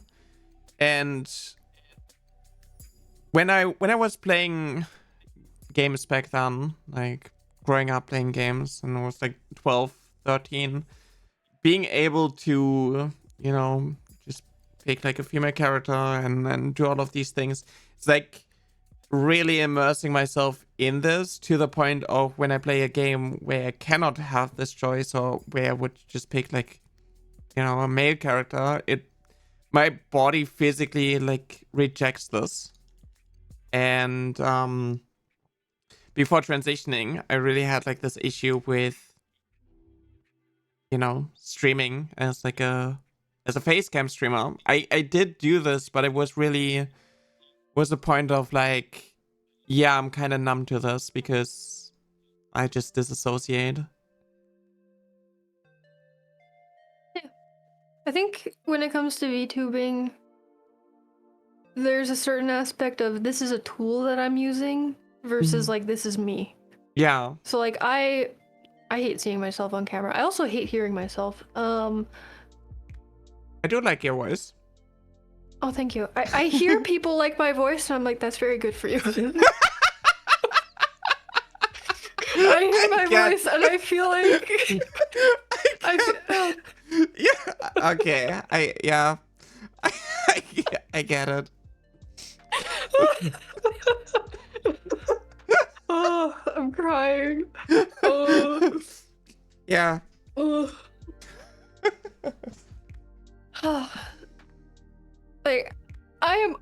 okay with how I look, sort of, but I don't like seeing myself move. I just like cringe when I hear myself or see myself. It's like I don't like exist. I don't like existing in a physical body. I get it. That's why a lot of things that I do are more in the form of like escapism. And now it crashed again. I'm so sorry. I didn't want to exist anymore. VTube Studio crashed. Goodbye.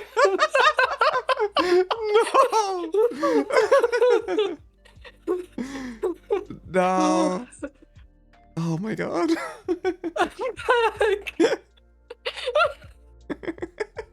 I'm sorry. Crane for an amazing reason. Derailed everything. It's okay. It's okay. Here, maybe if I switch to like a simple model.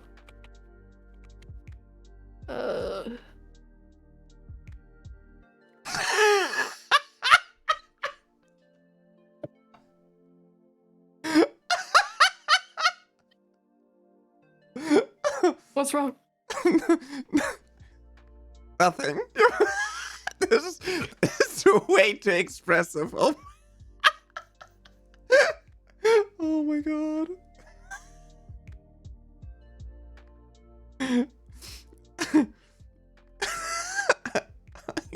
Perfect. What is what?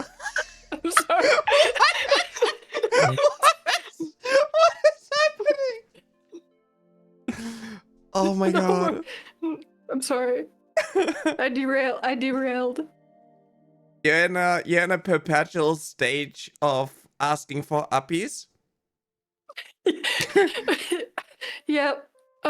Or this is based off of the Elmo meme where there's fire in the background, but I don't have fire in the background. Oh. So just pretend that there's fire. Oh my god. That's amazing. This is amazing.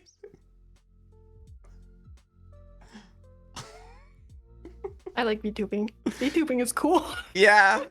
Yeah, it's pretty. Oh my god.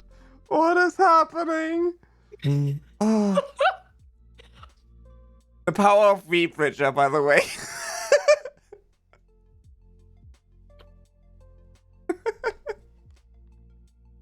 Oh my god. It jiggles a little bit.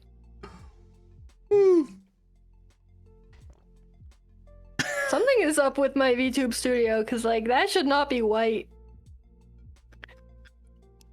I'll probably crash again. Anyway.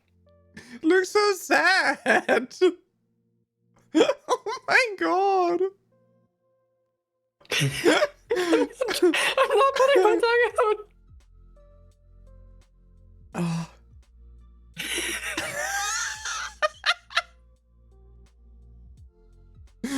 Oop. Now, now I see myself. That's just okay. What just happened? My Discord crashed. Oh my god. Too powerful for Discord. Too powerful. Nobody too powerful, can contain too the strong. art. Oh my god. Oh, okay. Simpler model did not fix it. Just go back. Maybe it is actually the VTube Studio Cam thingy. It could be. I'm gonna hold on. I'm gonna do that. It's me I'm again. gonna do this. Oh, I shared my screen instead. Or did I? Not yet. Yes. I told it to share, but it's not doing it. Why isn't it doing it?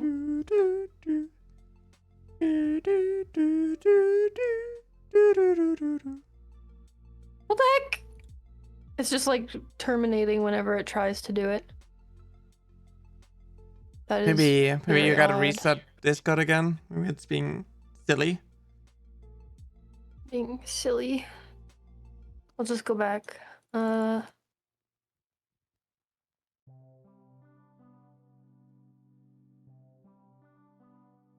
Let's use the camera again.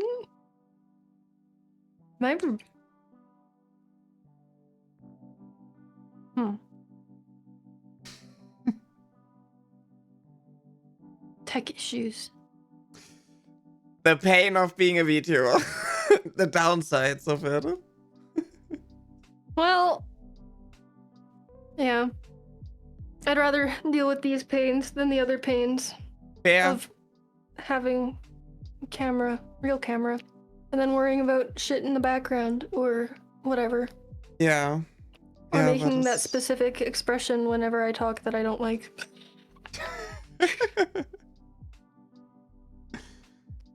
Oh. Yeah, I think Vtubing does allow a lot of people to create content in a way that they aren't really comfortable with. And I hope that the VTuber community gets to a point where it's more seen as a way of creating content, not necessarily being like, you know, oh, these are cartoons and it's for children and so on. Yeah. Man, there are so many different views of cartoons and like digital art that I don't know. I could rant for days about how people perceive art. Yeah. And like it's literally just a mental shortcut because it's easier to be like, oh, all cartoons are for children than it is to be like, it's a medium that is complicated and has as many different stories and perspectives as any other medium because it's literally just a medium. Yeah. I feel like it's getting better because people are growing up with anime and stuff, and anime is very 18 plus a lot of the time. Yeah. So it's getting better, but there's still a lot of weird opinions. And then with VTubers, I find it people who think that they're for children are very mistaken. Yeah. As it's as it's part of the anime community, there's a bucket of worms in there somewhere, and but generally speaking, there's a lot of really big boobied 18 plus VTubers, and I hope parents of people watching VTubers understand that and don't just assume that they're for kids. Yeah. Yeah. Yeah. I mean, the thing is, like, for me as like someone who is very outspoken on politics, it's like an easy way to dismiss my opinion, I guess. Just like, oh, you have like an anime profile picture. You're an anime girl. And it does suck a little bit, but on the other hand, like, these people would find a different way to discredit what I'm saying, so who cares? Yeah. What bothers me is like your voice doesn't match your model. Fuck off, how about? Yeah. It's like, what do you mean? What do you think my model should sound like? It's like, it's my model. Nobody uses that model. It's like, it's my voice. My model is born with this voice. Yeah. It's literally you. Like, how can the voice be wrong? People will never deny themselves an opportunity to push their expectations onto others. Yeah. And with politics, there's also that angle of like, well, you're not showing your face, so you're not confident enough in your beliefs. Oh, or yeah. you would say it with your face. It's like, well, no. Like, the efficacy of a point of view is not determined by... Oh, everything froze on my Discord. Oh, maybe it is Discord that's broken. Can you hear me? I can hear you. I can Okay. also see you move. Okay, I can't. Discord's graphics broke. Okay. Uh,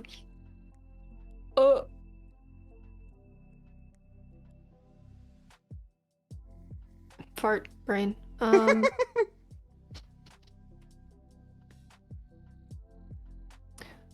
Somebody's point of view. Like, there are people who hide behind avatars to say some really awful things. For sure. Those people exist. But the important thing is that they are saying awful things. Not that they're hiding who they are or whatever. Like, that's part of it, sure. Because, like, if people are saying awful things, you want to kind of know who they are if they pop up again. But the awful things that they are saying are awful things on their own, regardless of what they look like. Like, if there's an image associated or not, the awful things that are shared are awful on their own. Whether or not somebody's hiding themselves is kind of a separate issue. So, like, using, oh, you're hiding who you truly are when you're making any statement of any kind as, like, a way to discredit the statement is a completely invalid argument. Silly and dumb. Yeah, it's just our chancellor here in Germany was like, oh, if you want to criticize me, you gotta show your real name. And I was like, there are people out there on Facebook with their real name saying horrible things. I don't think that, you know, just because I have a VTuber model, I can't criticize people. And it's a very easy excuse to just dismiss someone. But on the same end, people also dismiss me because I'm trans and woke and you know, German. When it comes to like US politics, I'm German, so I can't talk about it. Oh, that's the other aspect. I'm sure there are other things in politics that being German gets you interesting interactions with. I mean, for no reason. I mean, right now our government is not the greatest. I've heard things. I can't say I'm an expert. I've heard some movements are making a comeback. Yeah. They probably shouldn't be making a comeback in, but that's kind of happening globally too, so. Yeah, it's kind of like, it's scary to live through major historical events right now. And I can't wait for the moment that like in 40 years, people are going to write stories about the anime fox girl advocating for trans rights. Oh. That's what I'm excited for. That's what I'm, you know, that's what I'm pushing towards. It's gonna be wild. Yeah. I'm very hopeful for the future. Like, there's a lot to like doom about at the moment, but I am hopeful for the future because like when shitty things happen, which really fucking sucks. But the whole of progress in humanity has been heading in a better direction overall. And I'm hoping that continues, and even if bad things happen, good things will happen to make the future better. I have to believe that, because if I don't, it's kind of like, what is the point if you believe that things are not going to get better? It's like, why even bother fighting for a better future if you think that everything is hopeless? It's impossible. Yeah. And I think I like the metaphor of running up a sandy hill, because every step you take, you kind of sink deeper into the sand, but you're still making some progress. I like that. And that's kind of like how I feel about the world. It's like, obviously, if you're trans, and you see all of these things, you see how so many governments are pushing for you like to just make you specifically suffer. And the constant news cycle is just showing you how politicians hate you, and the media hates you, and influencers hate you because everybody's opportunistic, jumping on these things. It's really easy to get in the mindset of like, oh, this is just pointless, it's not going to get better. But I think that we are still moving into the right direction. It's just currently you are not seeing it because it's being suppressed. Yeah, I think one of the other awful things about the news cycle, and especially like trans people and gender minorities right now, is like so much of it is manufactured and literally just a distraction from a bunch of the other shit that's happening. That like making it such a big part of the overall social commentary and everything, when like, I don't know, I exist in the world. The number of times that like it's actually like I don't I'm It's okay. My brain's glitching out. What the fuck? It's okay. Words are hard. Thinking harder.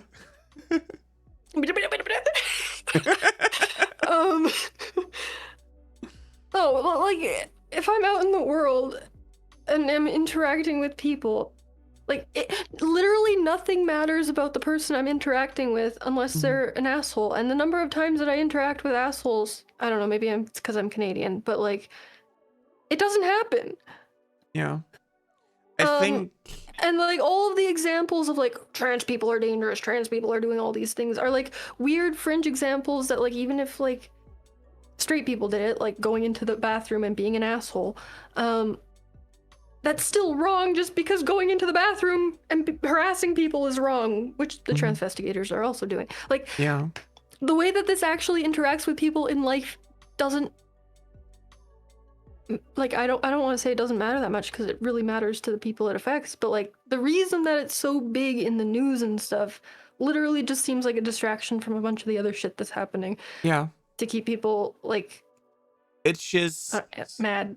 I don't know. It's just everybody is suffering because of the housing crisis, because wage gaps, because, you know, mental health is decreasing and everybody is struggling.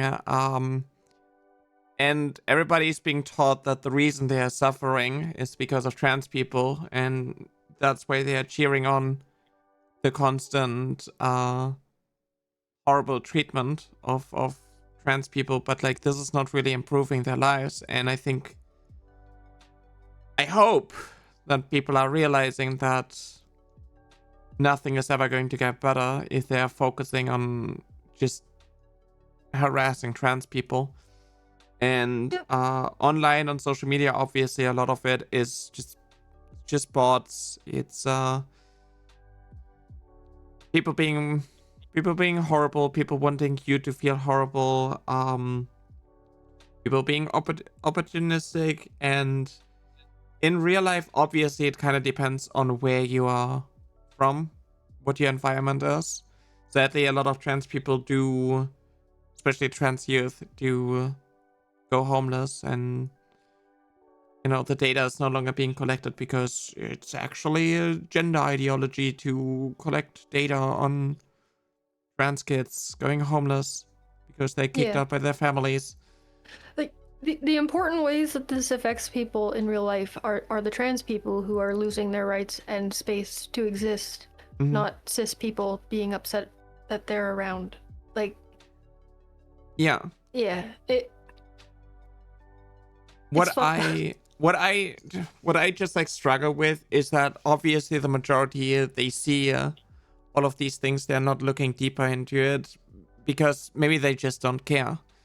But if they don't care, then they are just bystanders to witnessing the abuse of trans people. And because our voices are being suppressed, because we are blocked from actually, you know, sharing how we feel, what we are struggling with, especially if they're trans kids, it makes it harder for people to realize the other side is actually the ones who are being oppressed, and it's not about, you know, protecting the cis women from the men pretending to be women and invading sports and so on. Yeah, I want more protection from the like alpha male chud types. Yeah. Keep right-wing men away from me. Yeah. Yeah, I feel like conservatives in general are a little bit too uneasy to be around. Like, it's making me feel unsafe. Yeah. I don't really go out that much, but I have used women's restrooms numerous times, public restrooms, and I stood in line and I went to pee and I washed my hands, and that was that. Amazing. It's you know, a lot of people survived this encounter. I survived this encounter, and sadly, when something happens, a lot of times, you know, there are stories of like transphobic women harassing trans women and so on, and they are the ones causing the scene. And then it's being portrayed as something else, like, oh, look at these men invading these spaces and making everyone, you know, lose their minds. Whereas I think it should, like, I feel like transphobes should be treated more like these freakouts that you see from like, I don't know, the Karens on the airplane being like, oh my god, this person is not real, they are a robot, it's a lizard. I feel like that's how people need to view transphobes, because it is literally the same thing. Yeah, like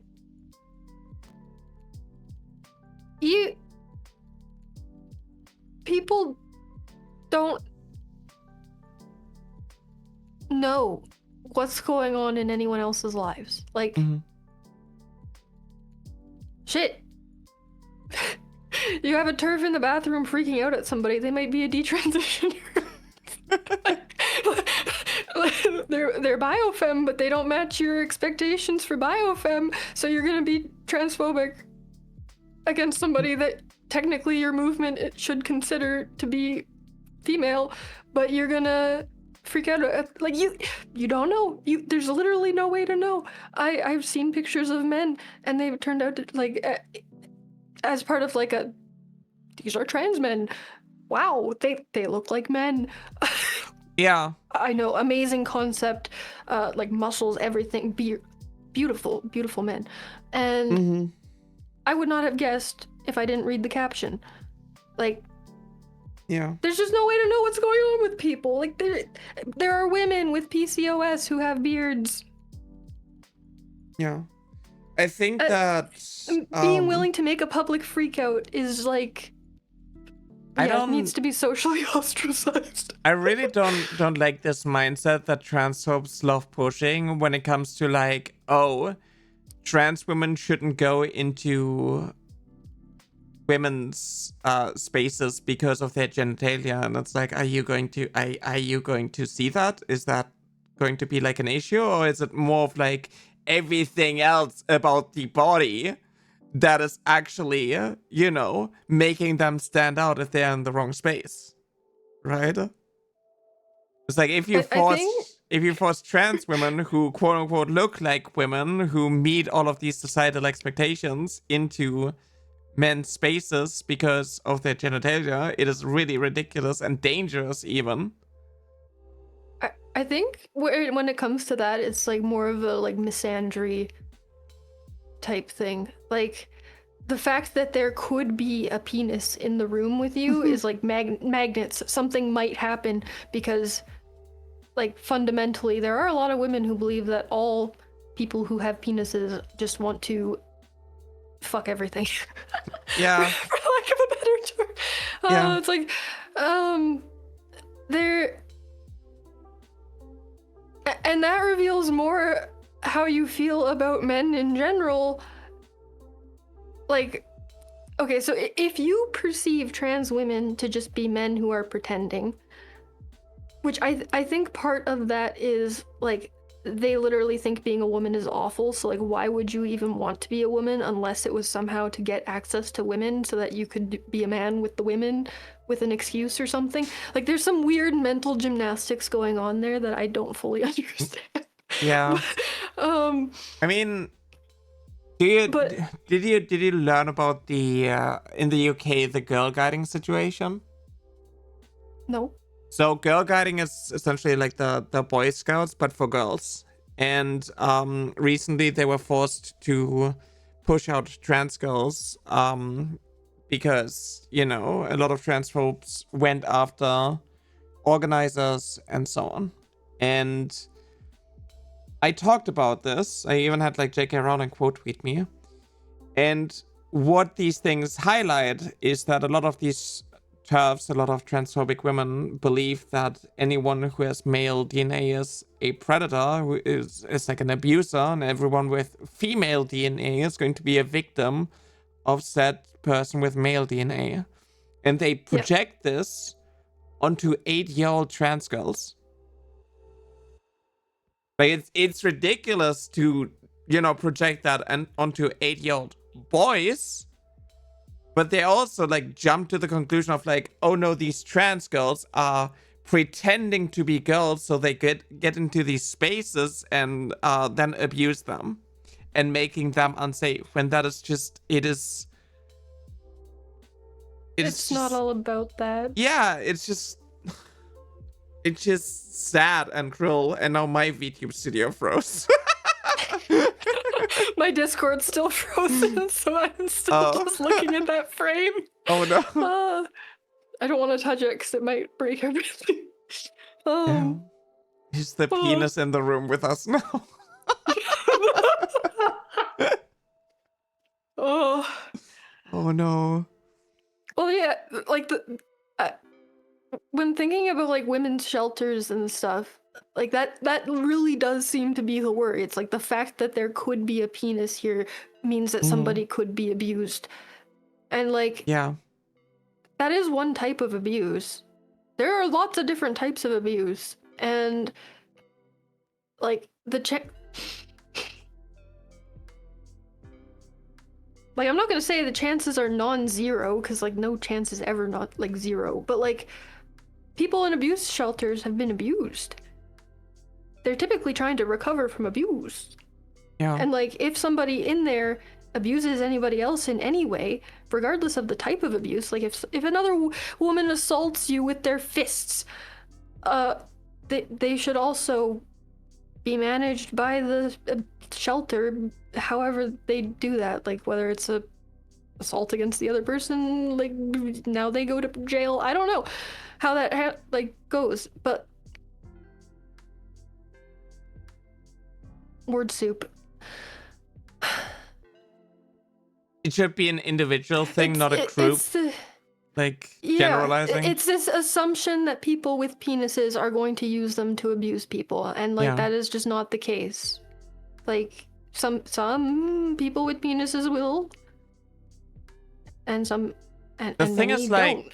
The thing is like a lot of trans women who seek women's shelters and so on just want to have like a safe space and heal, and it feels really dismissive to be like, oh no, because of your genitalia you can't. And even though you are a victim of abuse, like the amount of trans women who are being forced into, you know, sex work and so on, and they are being turned away at like every spot because of, oh, they have XY chromosomes. Being predatory is in their nature. And what also bothers me is that like trans women do experience misogyny. We experience a lot of misogyny. A lot of transphobia is rooted in misogyny. And people are like, no, oh, misogyny means hating women and you're not real women, so nobody can be misogynistic against men. Which, you know, by default is also not entirely correct, because before transitioning, I also experienced misogyny for not meeting the expectation of being a man. Yeah. I think it's fucked up. Like, there is no reason why a victim of abuse should be turned away from a abuse shelter where people are just trying to, you know, get their lives back and Yeah. get protection. And like, I don't know how housing at these places work because I've never been to one. But I would assume that the housing should be secure for all individuals in the place. Like, Yeah. if it's not, then that's a problem. Like, people should be able to lock their doors, I assume, if you're staying somewhere. Like, a lot of the things that people seem to be worried about seem like infrastructure issues. Like, even like the bathroom with the stall thing. Like, yeah, stalls are super weak. I would prefer if a lot of bathrooms had like actual doors and walls. Like, shit, sometimes I'm taking a real stinky dumpy and I don't want the person next to me smelling it.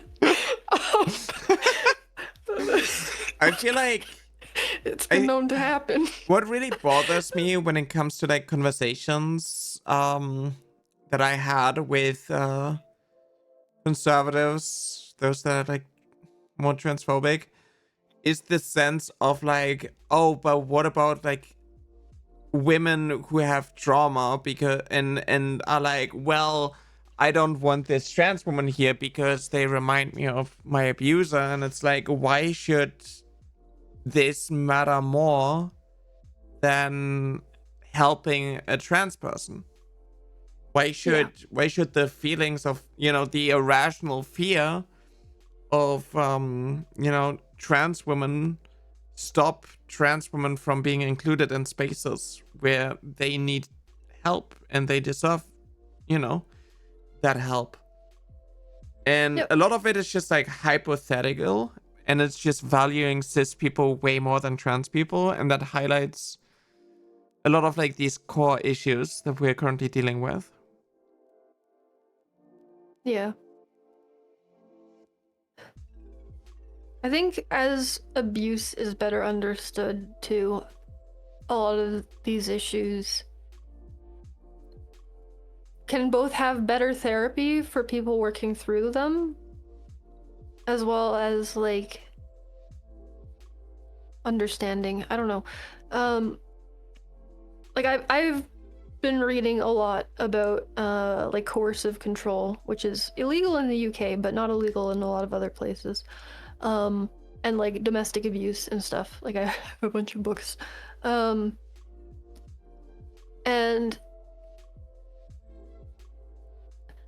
while men are singled out as like the abusers in a lot of cases, like the types of abuse differ. Like, women can be coercive controllers and horrible people, and also physical abusers themselves. Like, women can't abuse men because men have the penis, and it's, you need to like insert. Oh my god. I have an older book, and like in the preface of the older book, it does like address gender, but it explains why it's leaning into gendered stereotypes, which I took issue with. And part of it was like, well, like, men go to jail more, and women have more reactive abuse, really, and men are usually the ones causing it in some way because they have the power in the relationship, typically. And like, statistically, there are more men in prison or whatever for it. And it is really tempting to just be like, yeah, men can be abusive and abuse their wives, yippee, and ignore the fact that like, women are capable of a lot of damage. I'm gonna say we here just because I'm perceived as women most of the time. we can do damage. Like I am the average height of men in Canada. I am a tall. I have broad shoulders. I have big hands. If I wanted to punch and like if I wanted to assault somebody, I could. Ayo. Ayo. Anyone can. People choose not to or choose to. Yeah. There are so many factors. I'm sorry. Yeah.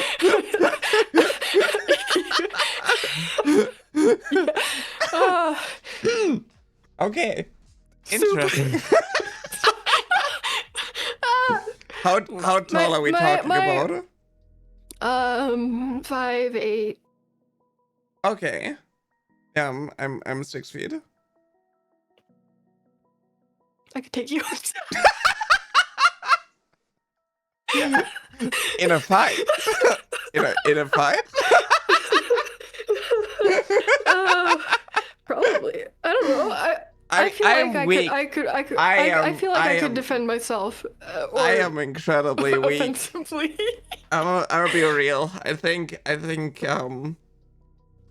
I have, as someone who has been pushed against the wall, and couldn't do anything about it. I'm really weak. But I feel like women are socialized to believe that they are weaker than they actually are. Oh yeah, it's a lot of misogyny, a lot of propaganda. It's also like to deter people from like fighting back. Yeah. Well, and like part of it too is like, oh well, if you fight back, then like things are gonna get much worse, because if you don't fight back, then they're not gonna go as far as if you do fight back. So it's better to not fight back. But many such cases, like it could go either way. Like sometimes fighting back saves your life, sometimes fighting back makes them want to murder you. It really like depends situation to situation, who you're dealing with, what's happening. I think stereotyping abuse as from men towards women does a disservice to all the men who are abused, and especially like going from male to female, right? Because then this is going to dismiss, you know, trans people and what trans women have to endure, who are 4 times more likely to be a victim than cis women. Yep. Abuse is complicated, but like at the end of the day, it is somebody is choosing that their rights override yours, and that they have the right to enforce their will upon you. They value themselves more than you, and they are willing to do whatever they need to do to get you to behave the way that they want. Sounds pretty familiar to some other things happening in society. Yeah. And whatever tools they have, they will use. Like socially, women might use emotional abuse more often than they use physical abuse, because those are the tools that they have. Like abusers take things that exist in life and use them for bad intentions. Like there's no gender to it. There might be like correlation, or like correlation, but it's not causation. And I think the more like people who like read about, and like the better abuse is understood, because like coercive control only just became illegal in the UK. A lot of psychologists like are kind of just writing books about it. A lot of them are newer, and framing abuse more accurately to include how emotional abuse and stuff works, including trying to force people to live a certain way. It is. You see it everywhere, and it's not simple, and it is really unfair to just say it's one group of people. It's easy, but it's not fair, and it's not correct. It is so frustrating when, like, I had a conversation with a conservative conversation. It's more like a debate, but it was kind of a shit show, with a conservative streamer leaflet, and there was like this, oh, is it abusive for like if a mom wants to do what is best for their child and they think, you know, putting them into conversion therapy is like what's best for them and they do it out of love, like it is still Yes, it's abusive abusive. because yeah. And like it literally doesn't connect to these people that like you're being tormented psychologically, yeah? And that is abusive to be forced to live a certain way, to force yourself to live a different way. And it's so, it just makes me so sad because I know what it's like to be in this position of like I need to live a certain way because I'm getting so much shit, and then I try to live this you know, masculine way, and I still got shit for it because I wasn't misogynistic towards women like the other guys. I wasn't going into relationships with women and so on, and that already made me like other and different, and people were like, are you gay? Are you gay? And if people are like viewing you as, you know, gay, feminine or so on, they perceive you as lesser. And that is just, it's not physical abuse. Yeah, it's, I hope that things are going to change in a better way. Chat just noticed that we have similar hair, by the way, when it comes to the front. Oh. We do. I guess the front, I guess. It's kind of We have like a swoopy bang thing going yeah, on. yeah, exactly. Yeah. Huh? Twinning. The bangs, exactly. I do like the, you know, over the eye and asymmetrical. Yep. Also Oh. hair color. I mean, it's white, light grayish. Yep. I like white hair. I'm very partial to white hair. It's pretty good. I like white hair too. I think for my next model, I'm going to go for like a split tone though, with like white and red. Candy cane.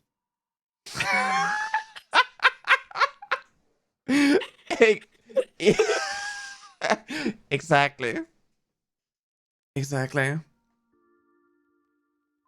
Oh my god.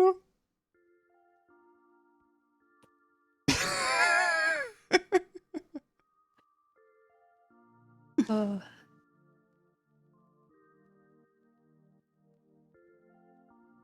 Head empty. No thoughts. Yeah. We did talk a lot about I guess the main topics that we wanted to initially talk about. Went through a lot. I do appreciate you for coming on here and sharing. Thanks for replying and having me on. Of course. Yeah, I've seen some of your videos, some of your clips. I think I did see the Rowling tweet actually. Okay. I've seen stuff from you here and there. I do listen to Dead Domain fairly often, and you've been mentioned many a time. And probably yeah, when it comes I to like the... what you say. Let's go. I think like I Every had a time collab. YouTubers come up.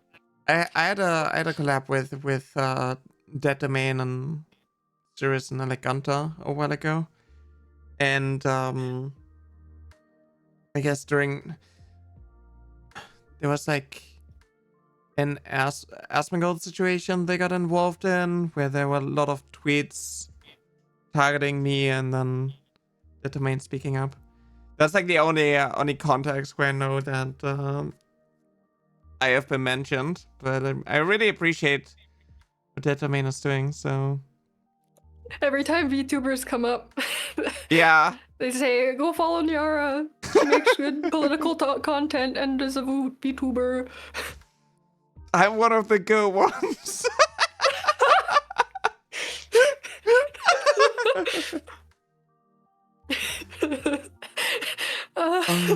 Yeah. Well,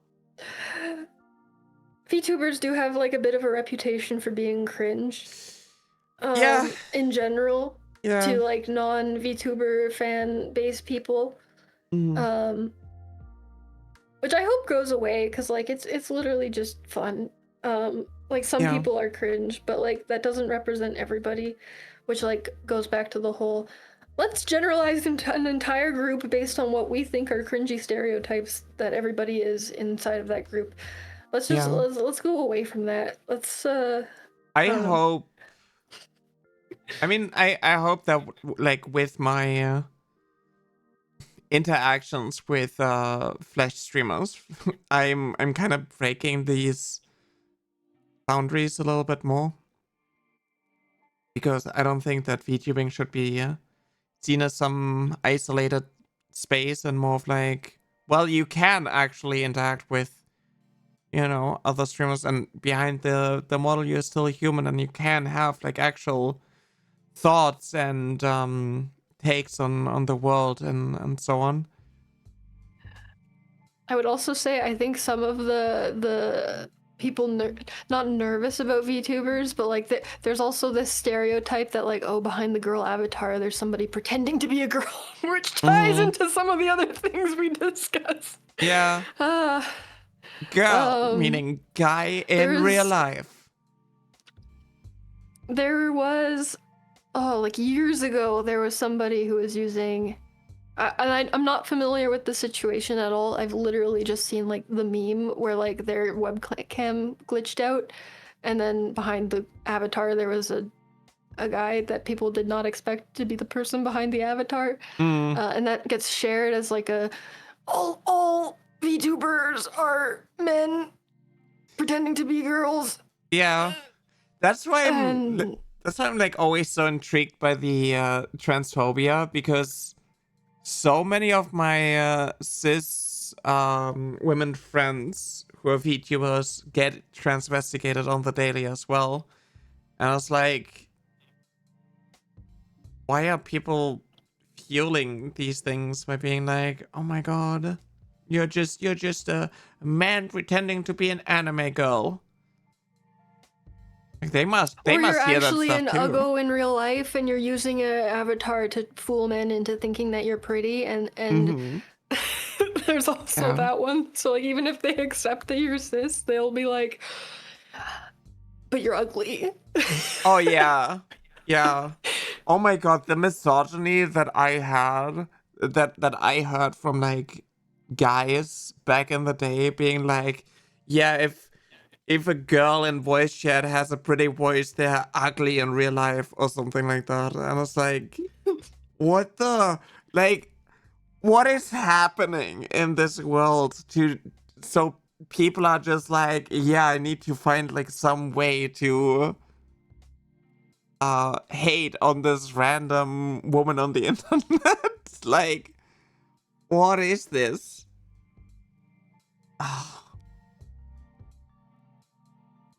I guess the way that some people assess the world is by how many things they can have a baby with and nothing else. Yeah. That is, I think that is something, oh my god. There is this cruel torture what they're like doing in prisons with trans men, detransitioning trans men in order to, quote, protect fertility.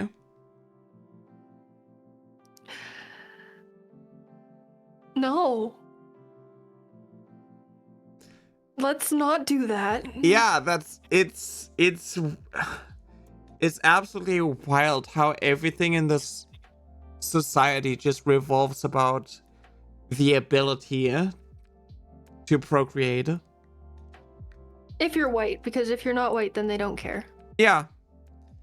I mean, they also don't care if you're poor. They just want you to have like children for some reason. Which is very odd. Like, even from their toxic mentality about like people needing to have kids or whatever, I don't understand it, because like, if you believe that like people have, because like some of these, I guess it depends on your flavor of conservative, but like some people believe that like mental health is inherited completely, and that like you it's just eugenics, right? So like what your parents are, you will be. So if you're forcing everybody that you don't like to also have kids, like you under your own ideology, you're having more of the type of people that you don't want under your ideology. Like, so why? I don't understand. It doesn't make any sense. I mean, it breaks my brain. I think that like there's so many people who are just thinking that the default and the natural, like the only thing is like you're cis and you're straight. And if you're deviating from that, you kind of need to, I guess, be coerced into being fixed, right? And a lot of these people are just like highlighting the this abusive mentality, this abusive worldview that they have of like, oh, there are no lesbians, they just haven't had the right man yet or something. And it's like, there are no ace people, they just haven't met the right man or woman yet. yeah, you can only be bi or straight or gay, you can't be anything else. yeah. And even if you're bi, then it's like, well, can't you just choose to be straight? Which is like, yeah, my model says no. Yeah, it just gave up. Doesn't want to be here anymore. I mean, it's been working hard. It has been working hard. Vtube Studio has been working hard, and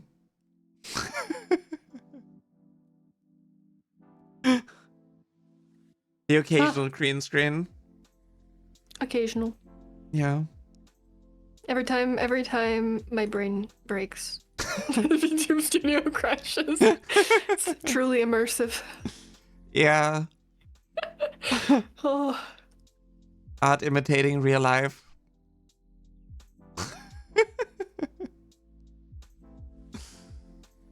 Oh my god. I'm art. Oh. It is. I think it's so frustrating because, like, you know what is wrong with society, but you also know that you don't have really the power to change it alone. You can just, like, try to impact your environment as much as possible, but, it is sadly, it feels really difficult when there's so much pushback. It's really hard, but I and maybe I'll drive myself absolutely crazy with this, but like, I'm trying to find the way to reach people in my life. Even if I can't like change their mind completely, like just making them think about the things that they believe and why, in a way that like, it's hard because like I really don't like what my family stands for or what they vote for or anything like that, and I could cut them off for that, but I don't know that that would actually like do anything. So like I'm kind of torturing myself in that I'm like talking through these things with them. Yeah. But they also care enough to listen, even if they don't agree with me. So I'm just like, I argue with them a lot, but like it's not like scream match arguing. It's like just debating. Yeah. I think that happens a lot in families. Yeah. My point with it isn't to get them to agree with me or to be like, oh, you're right. It would be really nice if they did that, but I don't think that that's like a reasonable goal. So my goal is literally just that I want to convince them to look at more news sources and actually read like a study Yeah. on something, or maybe a couple studies on a topic, before feeling so secure in their worldview about it that they got from their YouTube podcaster that I hate that they listen to, but there's a Canadian right-wing lady that my dad likes to listen to, and they don't put her on when I visit, which is nice.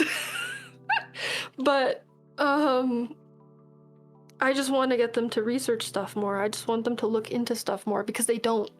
And I don't believe that they're bad people. I believe that they're like Misguided. because like if we have a specific anecdote or like a specific instance of something bad happening to some like a trans person or whatever, they're usually more sympathetic and like believe that like help and everything like this. They're just wrong about what that looks like, but they do actually care and they want the person to be okay. And like, so I just want them to look stuff up because I feel like if they looked stuff up, I sound insane. I get it. I get it. I've been in the same spot. Like, this is also why I engage with like so many like right-wing creators, I guess. It's just I have the hope of like somebody is maybe listening to it and they're going to self-reflect and change their mind, because like I don't want to sound like too full of myself, but I'm just like incredibly correct on these things. And It's true. you know, like my life experience and the life experience of other trans people is worth like more than someone who just listens to Fox News. And I just think I am the real Fox News that people should listen to. But sometimes people will exploit the fact that you're giving them good faith, and it can drain you. So you always got to be careful. Obviously, when it's like your family, there's like a sense of like a bond there, sort of like some stranger over the internet. Like, I don't necessarily care about arguing in Twitter replies with people who just, you know, want to waste people's times. Don't get sea lioned. I don't know that reference. It is the concept of having people be bad faith, but pretending that they're good faith and asking questions, and then having you be trapped in the cycle of like endlessly researching things and so on. It's kind of like the sense of like, oh, what rights are trans people actually losing? I was like, yeah, hey, we're being discriminated against. We are being forced out of like spaces, housing, and so on. Yeah, but like men don't belong into women's spaces, so explain this to me. And then, you know, you kind of end up going in circles because you're going into the direction of like, well, this person just doesn't accept trans women as women and trans men as men. So what is the point of explaining all of these things and explaining all of like the rights that they have but we don't? And when they think that it's not a fundamental right for a trans woman or trans man to access HRT. Yeah, I worry about that. I think I'll probably get tired eventually and I'll stop trying. For now, I have enough energy to do it. When I was younger, like my path out of religious fundamentalism, which I never thought that I would leave because the well was very well poisoned. It's like everything that I thought was like of the world and not of the church, which like goes down a whole rabbit hole, but like basically empathy appeared to me like a trick of the devil. So like I was very resistant to listening to the idea of being empathetic because it's supposed to be a trick that is tricking you away from God. So that kept me trapped for a really long time. But The like sin the of more empathy. yeah, Yeah. right?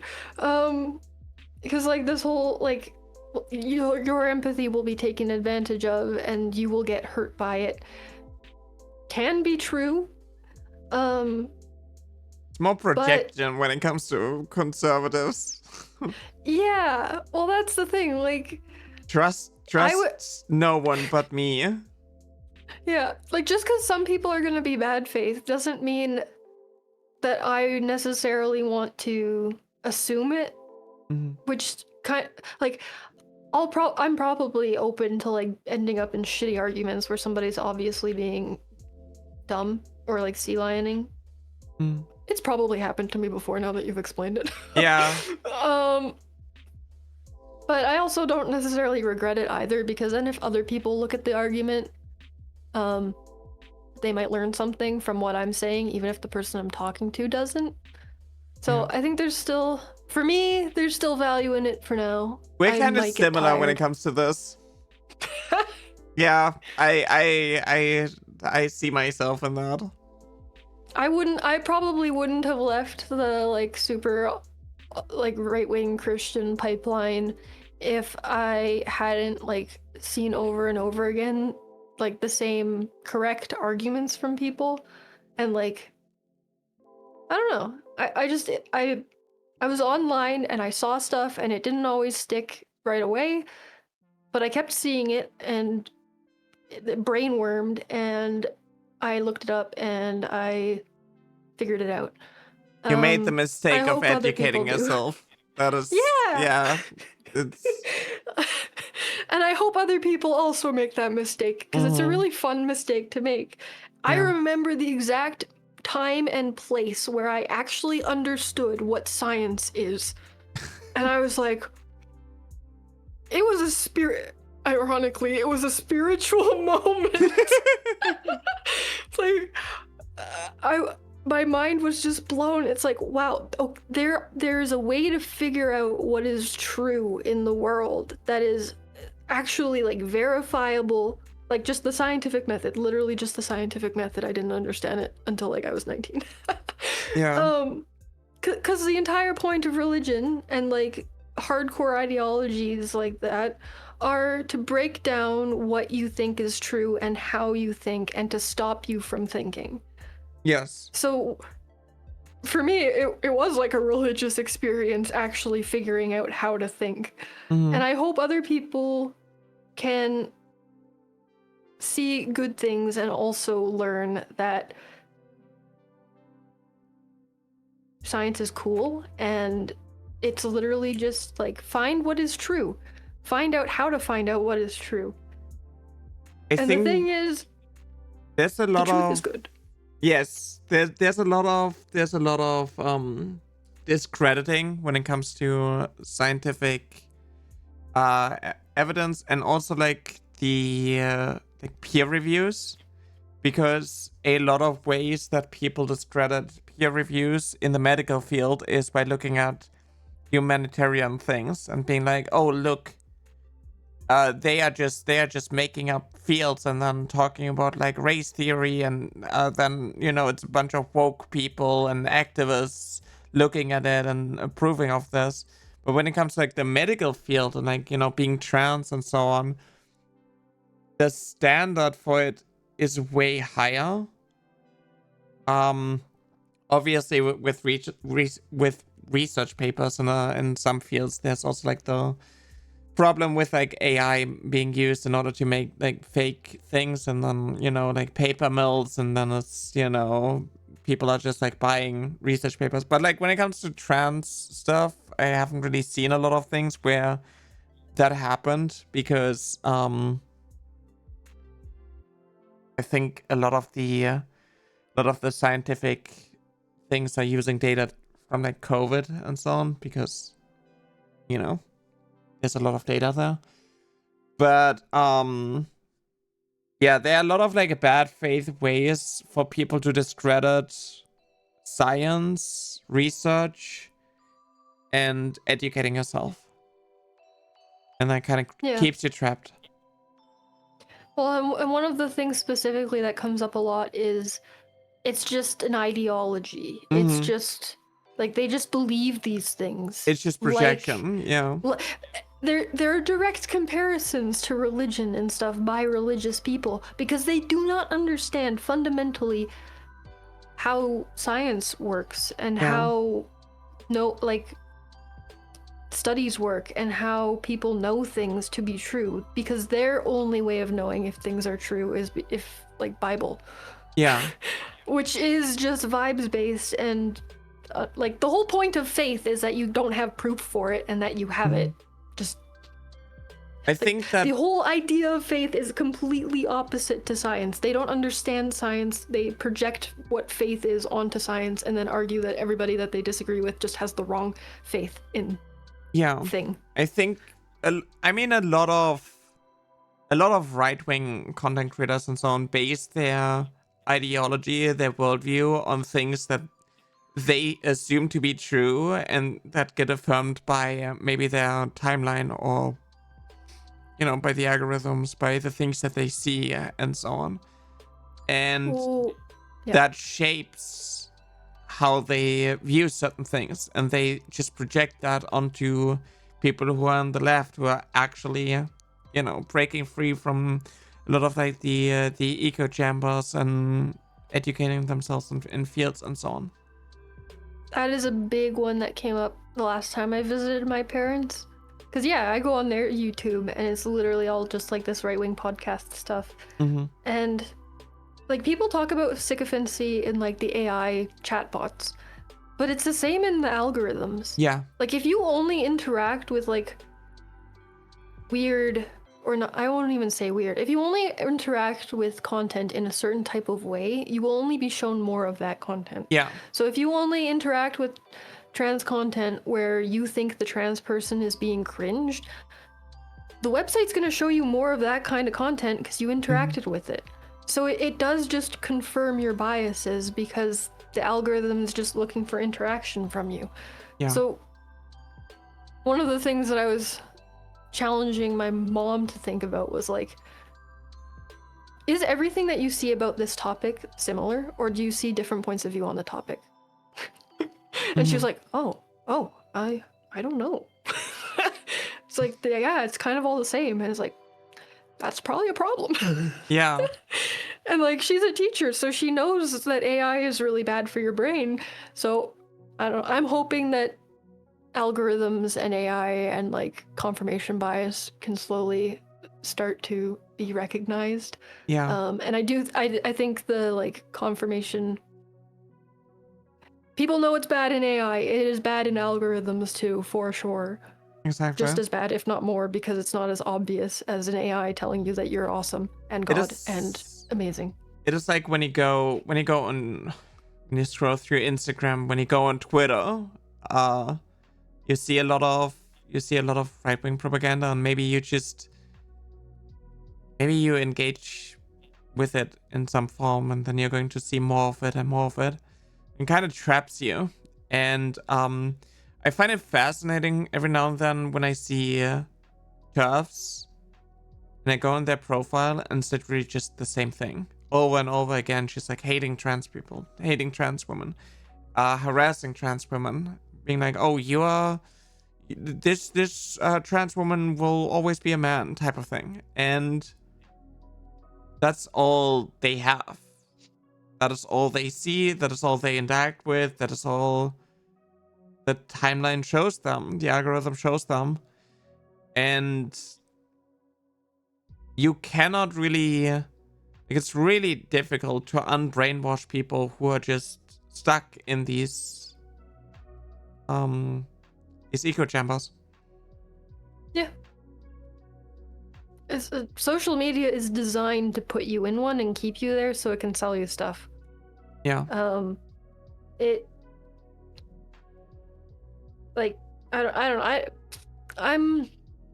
I have pretty negative opinions about social media in general. I love it, but you need to know how to use it responsibly. Yeah. Like how to train your algorithm and like remove stuff from your like video history if you don't want to like. I feel like, Especially with right-wing stuff, because as soon as you watch one video, it's like half of your homepage is going to be yeah. right-wing stuff, and it's so easy to go down that rabbit hole. What is also really effective that I notice on Twitter is when you share things. I started sharing like cat videos and memes and stuff, and my timeline is full of that stuff now. And it's like, I like this, but imagine if that is like some right-wing slop that, or like some AI video, and then you just like constantly see it. And I feel like schools need to actually teach everyone like about media literacy. Yeah, I would tend to agree. Brain fart. I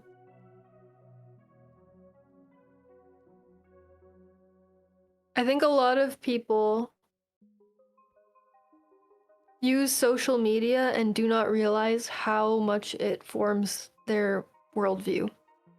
Like, I know my feed is biased towards lefty stuff, and I know that what I see is biased. So, like, I will go out of my way when I'm looking at news to, like, find also the alternate, like, the opposite, just to see what it is. Because I know I'm not going to get it on my timeline.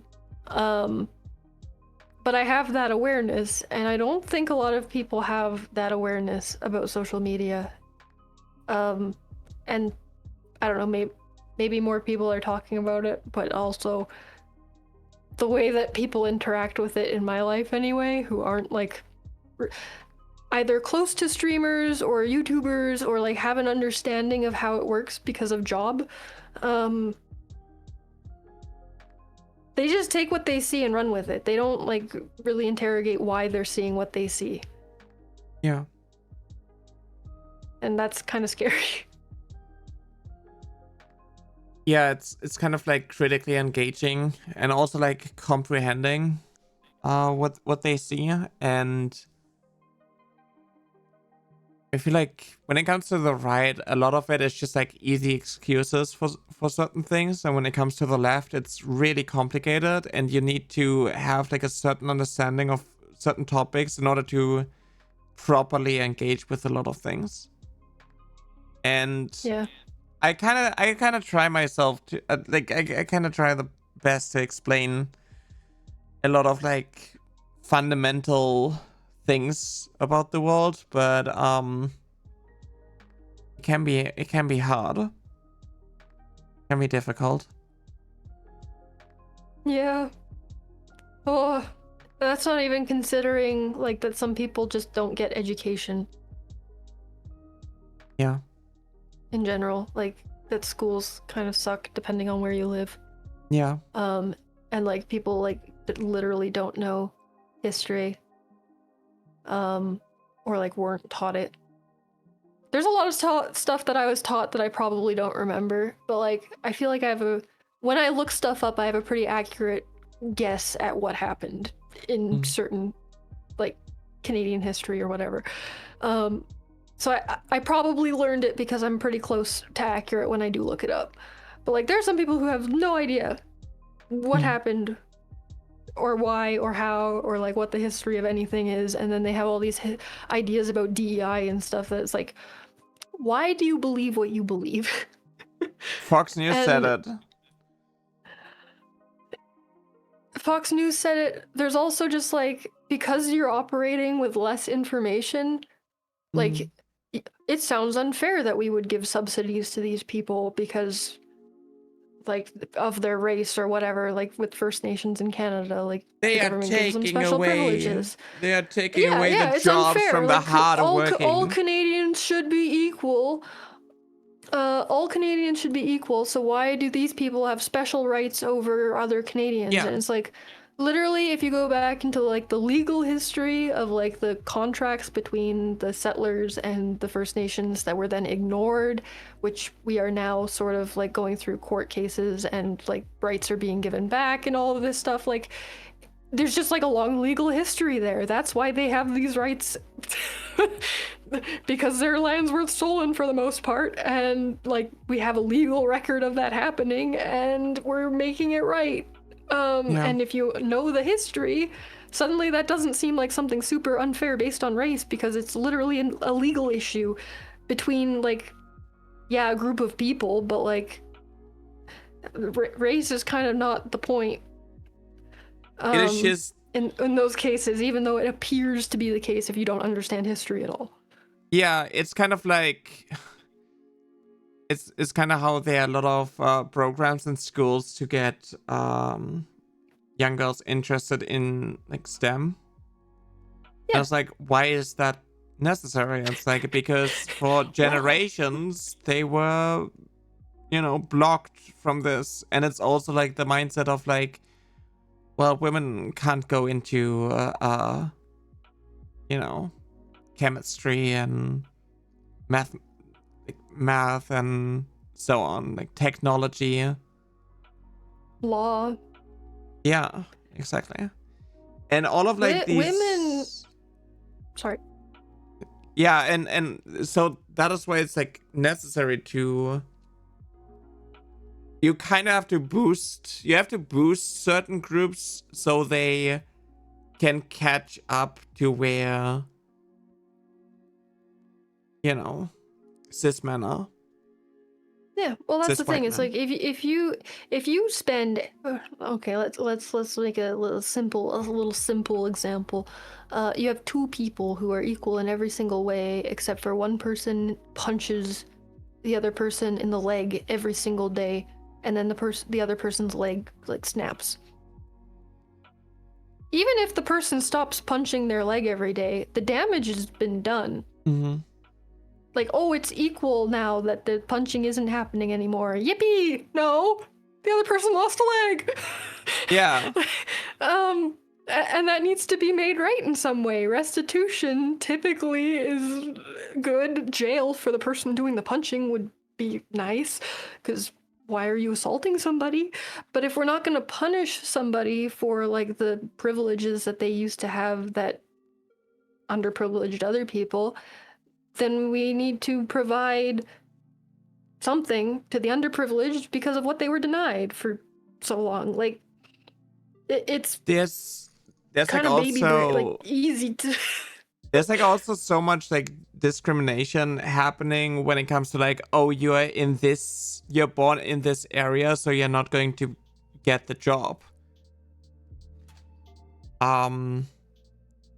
And a lot of people people of color and so on need to work harder, put in more effort in order to get similar opportunities than like cis white men.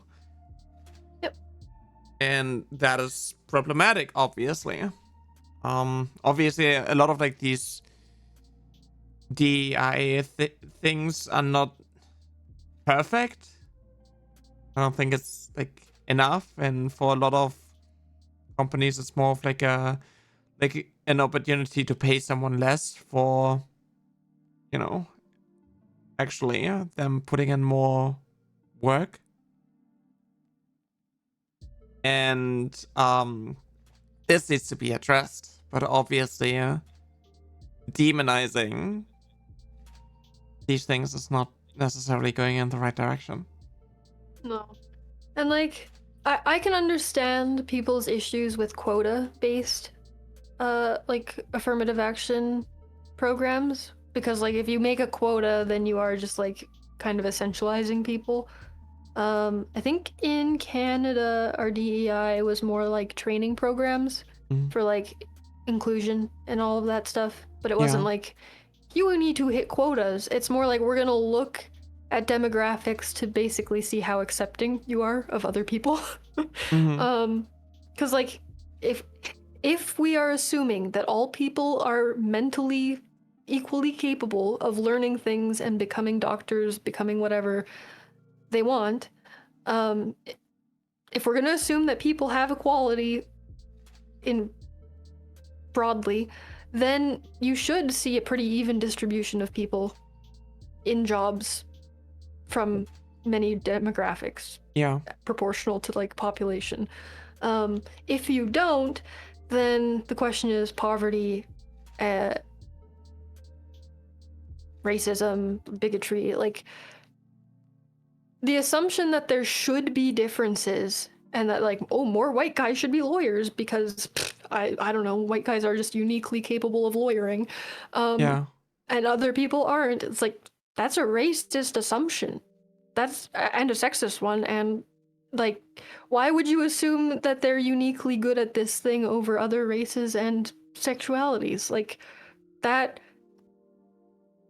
is what a lot of right-wing people argue against. But like, the fundamental belief of DEI is like, people are equal and should be treated equal. And if we're not seeing equality in the workplace, the only not the only reason, but like, it would be because of access or some other issue, maybe not directly hiring practices, but like, there's some issue in society if people cannot get the jobs that they want. And why would black people want different jobs than white people? That doesn't make sense if people are the same inside.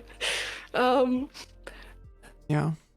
I think there's also like so much misogyny in like male-dominated fields where it's like, I went to university for electrical engineering. I didn't complete it.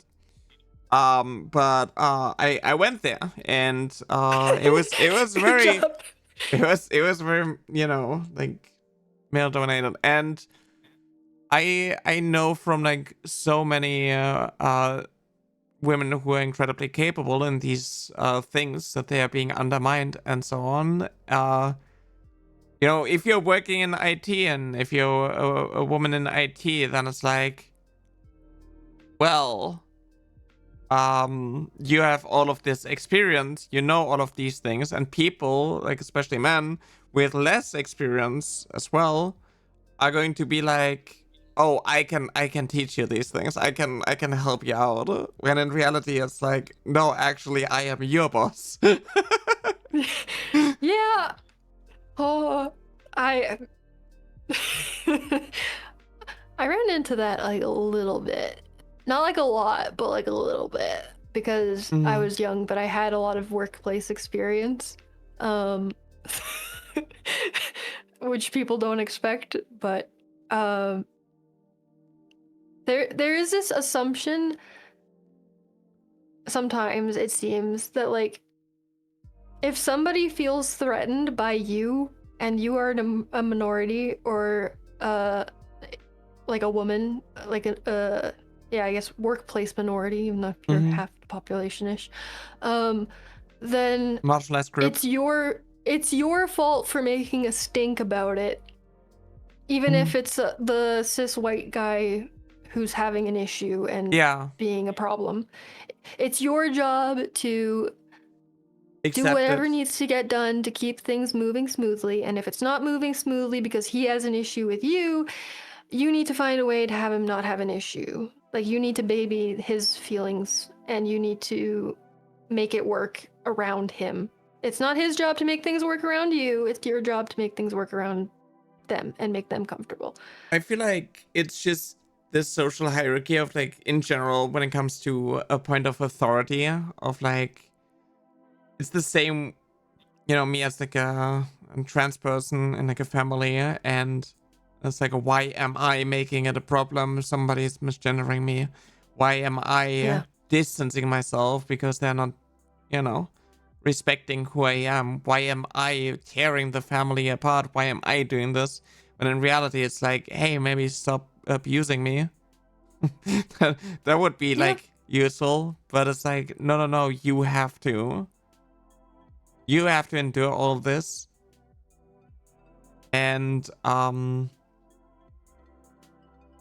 I see that a lot as well when, you know, a lot of the things in the last year happened because I was calling out a lot of transphobia, and it's like, hey, you know, you're spreading anti-trans propaganda, and, you know, you shouldn't do that. It's bad. You're radicalizing people. And then I'm getting attacked, and it's like, why am I, you know, getting harassed now? And if I call that out, then it's like, well, you asked for it. It's like, you got engaged in all of these things, you actually threw the first stone by calling out bigotry, when it's like, no, actually you are the ones normalizing the harassment of trans people. And if people stand up to you, then it's like, oh, you're making the trans community look bad. You're drama farming, you're engagement baiting, you're rage baiting. Yeah, existing is rage baiting. You know, just telling people that you have a right to exist is rage baiting. How dare you? How dare you break my worldview? I think there's this weird Darvo. There's this weird consensus in the streaming space in general, where it's like, if you're a trans creator, you need to like stay in your lane. You gotta preferably not even come out as trans and just be stealth. Stay palatable. Yes, exactly. And if you must be publicly trans, then don't even you shouldn't even post videos, because like people are getting annoyed by seeing you on their feed and seeing somebody who is trans on their feed. You should just like stream to 3 people, and even that is like too much, because you know, what if I accidentally click on your stream and I see a trans person? Like, that would be horrible. But it's just this weird bully mentality of like, well, you are other, and by you existing, you're shoving it down my throat, and actually you deserve everything that's like coming for you. Yeah, it's like typical Darvo. It's like deny, attack, reverse victim offender. It's like a domestic abuse thing. Because like it follows the typical pattern. Because abusers don't see themselves as abusive. They don't see the space that they take up. They only see that you are breathing and they're upset by it. And it's, why are you breathing? It's all about you, how you've hurt them. Meanwhile, they're the ones being aggressive and like harmful, and they're making a scene. It's kind of, and then if you fight back at all, then you're victimizing them, and that's wrong. Oh, Discord crashed. We're interviewing Nyara V2. Evil Nyara was back. Why did I have to crash at that exact moment? What the fuck? No, I'm gonna get getting clipped. silenced by Discord. Wow. So much for free speech on this NYACAST. Oh, damn it. Oh my god. Technology. I mean, I lasted a while there, but getting yeeted. Yeah. I was right, taking up space at all for some people, like even if you're just existing on your own, doing your own thing, they see that as intruding on them, because their boundaries are they will continually push their boundaries out into places that they don't belong, and then get mad that other people are inside of them, but they were the ones who pushed their shit out. And like, they don't see that they are the ones doing it, because they just assume that they're correct and default, and they don't think about it. Yeah. Or they do it knowingly because they don't like you. Hard to tell. There's this thing of like, if you're existing as a minority, and you know, people constantly attack trans people and so on, and if trans people speak up, if like anybody who's like an ally speaks up for trans people, then it's like, why are you making it your entire personality? It's like, I constantly have to talk about these things, because literally every aspect of my life is impacted by the fact that I'm trans. Everything that I do is impacted by the fact that I'm trans, and I see constantly the lies about trans people, and I'm constantly debunking all of these things. And it's like, why do I talk about trans kids all the time? It's because I'm the one who is like pushing back against the popular narrative on social media that trans kids don't exist and they're grooming victims and so on. And it's like, I'm living proof that I'm not, and I'm constantly repeating the same things over and over again, because you kind of have to repeat things over and over again. Otherwise, it's going to get drowned out by the algorithm, and people are not going to change. You know, you're not going to reach anyone who might change their mind. And then there's like this expectation of like, oh, if you're trans, why don't you just like assimilate? Why don't you just like pretend to be a cis woman then? Why don't you just like do that? Why don't you put in the effort to, you know, pass as a cis woman? Which is like by default a really toxic mindset. And also I shouldn't have to feel ashamed of being trans. I shouldn't have to like hide the fact that I'm trans. And I shouldn't be bullied out of speaking about trans topics. Yeah, well, and there are some people who believe that like the only way to be trans is to fully assimilate and like basically not hide the fact that you're trans, but like not bring it up. Yeah. But then there are people who like are terrified of that prospect. Yeah. And like you don't want to be put in danger by doing that either, because there are some people who will put you in danger for doing that. Like it is just part of life. Like you don't get to say that people should be invisible. Yeah, like, every now and then I see posts of like, oh, why do you like you have a trans woman who you know, quote unquote looks like passes as a woman, looks like a woman, and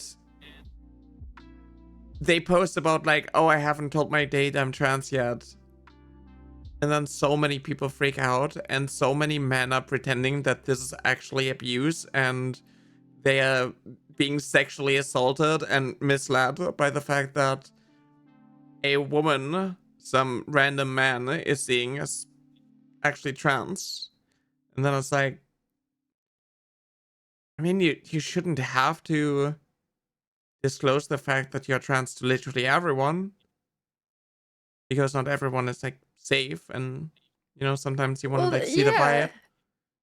Like it should probably come up eventually, like just because like in a relationship, when things grow and are gonna go to certain places, like it makes sense to bring stuff up and talk about it when it makes sense to bring stuff up and talk about it. But like advertising the fact isn't safe either. So like you want to get to know somebody before you're gonna drop something that is potentially dangerous to you. Yeah. For me, it's like trauma.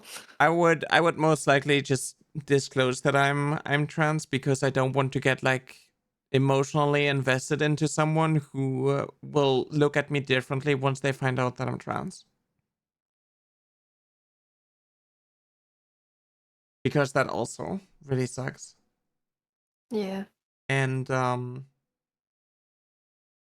it can be really disheartening to be stuck in a world where people are just going to judge you based on who they think you are, and then what they thought is not entirely correct, and then it just like it just shifts completely.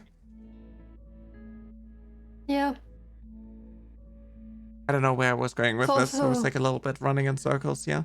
You're all good. It's also, I have one thing to say. It's also what people want you to be and expect you to become. Yeah. Because some people will also date. Also date who? Some people also date expecting you to change in a certain way for them. Oh yeah. So they're dating you for the potential of what you might be, and not for who you actually are. And that's also I can fix them. No, no, I didn't. I'm perishing. No, no. Oh my god. I said I can fix them, and you crashed.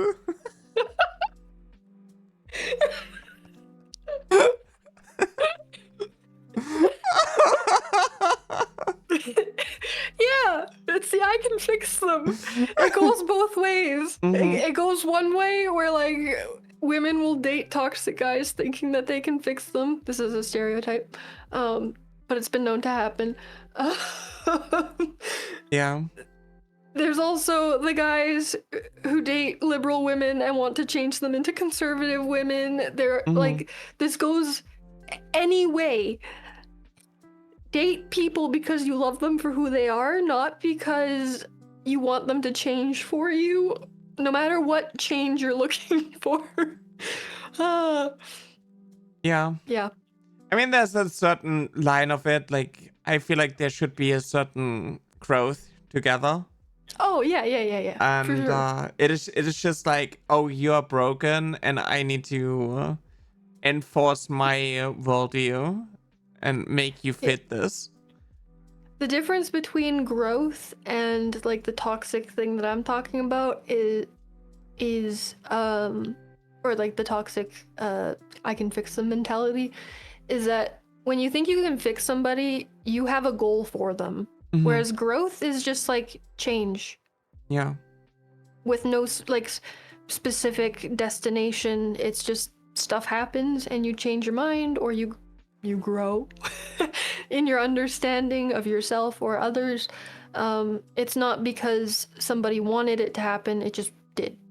Yeah. So yeah, the expectations and like trying to force somebody to like, or not force, but like encourage or hope that they turn out the way that you want them to be. Yeah.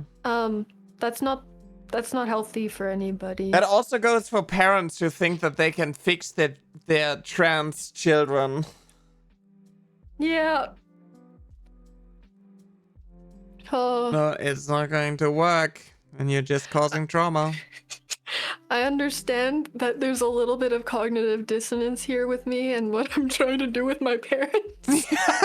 I feel like I'm self-aware. I think it's different because I think you want your parents to grow and like get in more information, because I'm gonna be real, if somebody has like a right-wing ideology, they do need to be fixed. Yeah. Because, you know, it's just like... The point is acceptance and chillness. You can't just... You can't just really agree to disagree with people who just think that, like, your entire existence is not valid. Yeah. It's an interesting one. I'm still like fully figuring out how I think those things are different and why one's okay and why the other one's not okay. Because you're the one doing it. What makes it toxic? Yes.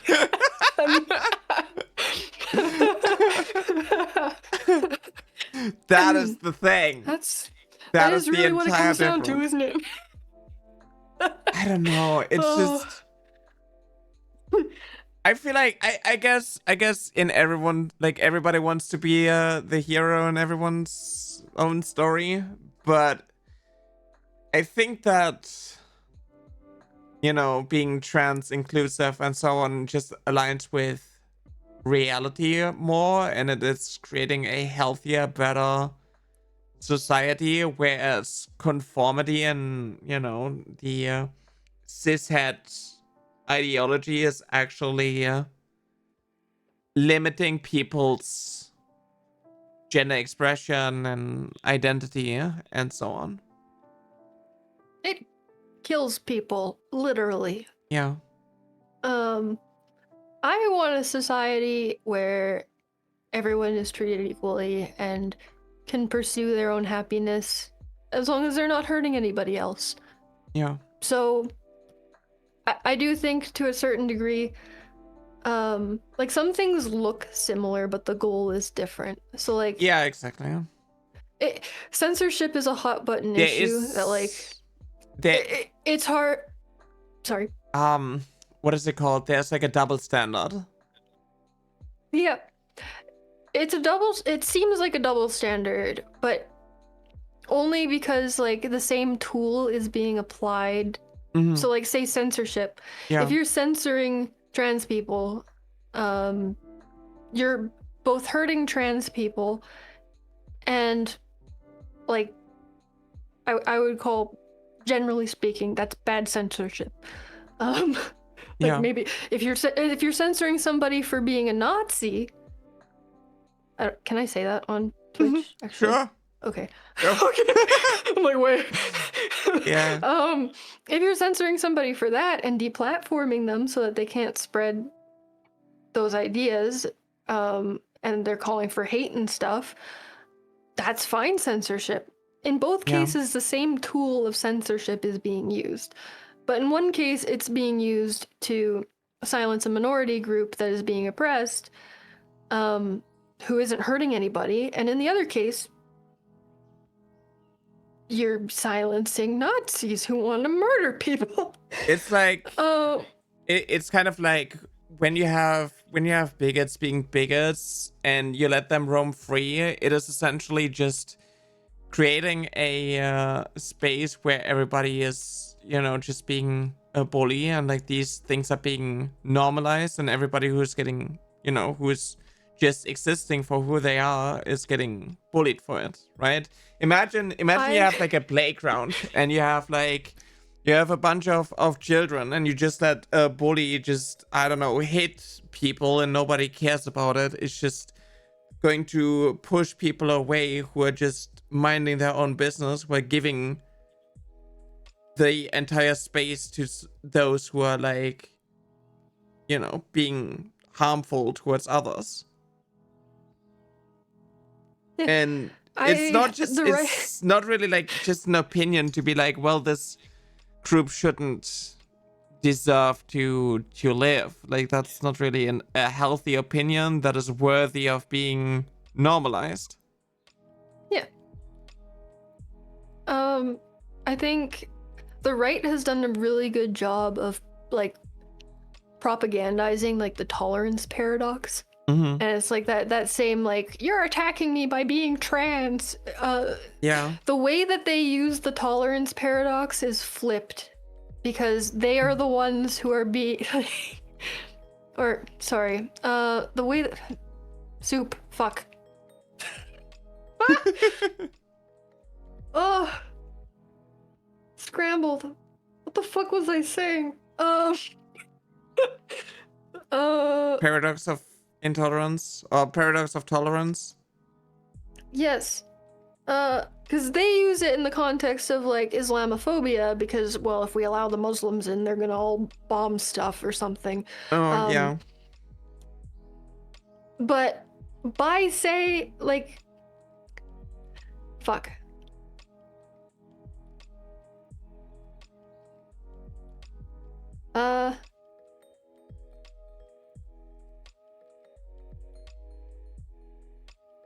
Being tolerant of Christian nationalists and Nazis is intolerant to everyone who isn't those things. So it's like rock, paper, scissors. If you tolerate one group and allow them to behave, but the way that they behave is completely intolerant to another group, then you don't have an equal society where people can express themselves. You just have different people oppressing each other, and that's bad. And tolerate the tolerant. Wow, that is a very unfinished thought. Okay. I get what you mean. It's just like, if you're tolerating intolerant people, it is creating a society where the victims of the intolerant are getting pushed out. Huh? Yeah, and I think like the right wing uses that against the left when they are the ones that it should be used against, and like actually mechanically the way that it works, the left wing should be using it against the right wing. Yeah. And the left wing using it against the right wing is actually correct to the idea, whereas the way that the right uses it is not correct to the idea because it is an invalid. I think that's what I was trying to say. Yeah. Yeah, I get it. It's like, oh, you call us fascists so you can kill us. And it's like, on the other hand, you call trans people groomers and pedos so you can feel good about, like, going after us and harming us. And be fascists, yeah. Yeah, and be fascists and do fascism. So much for the tolerant left. They don't even want me to oppress others. They won't let me be a Nazi! Wow. The people in the hallway are like, I live in an apartment building. No. Oh my god. It turns out the analogy that I once heard like years ago that stuck with me, even though I don't go to concerts and I've never been in a mosh pit, is there's this idea that if you have somebody in the mosh pit who's like being way too violent in the mosh pit, nobody else can be in the mosh pit. So you have to get the people who are way too violent out of the mosh pit so that people can mosh. Mm-hmm. And I think about that analogy often. Yes. I mean, it's just dangerous to let people just go rogue and do whatever they want just because you want to be tolerant. It's like there's certain things that break this concept, and you're not deserving of, you know, empathy and tolerance if you're being intolerant towards, you know, marginalized groups and so on. Yeah. Well, and they'll weaponize that idea too. That it's like, oh, because you're being intolerant of the poor Nazi, you are violating your own principles in some way because you're supposed to be tolerant, and people will abuse definitions like that, and your perceptions of how you should be behaving to match your principles by defining your principles for you and then comparing what they think you're doing to what they think you should be doing, which we should never give them that power. Yeah, it's like people clinging on to like the horseshoe theory and being like, see, the left also does the bad things, and it's like we do the things in order to create a society that has a higher quality of life, while you just want to enforce a worldview that is oppressive and harmful and destructive. The issue is the results, because tools are just tools. Yeah. Like tolerance is a tool, and like discrimination is a tool.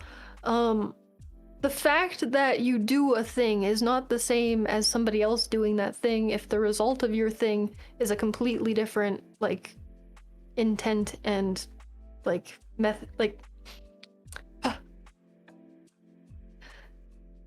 a lie is a good example. So like if somebody lies about oh, I didn't have this in my back pocket. If somebody lies about having a cat and they actually have a dog.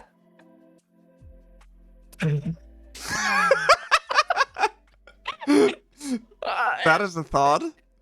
And if there's a VTuber who lies about being a cat, but is actually a fox. I ran out of railroad.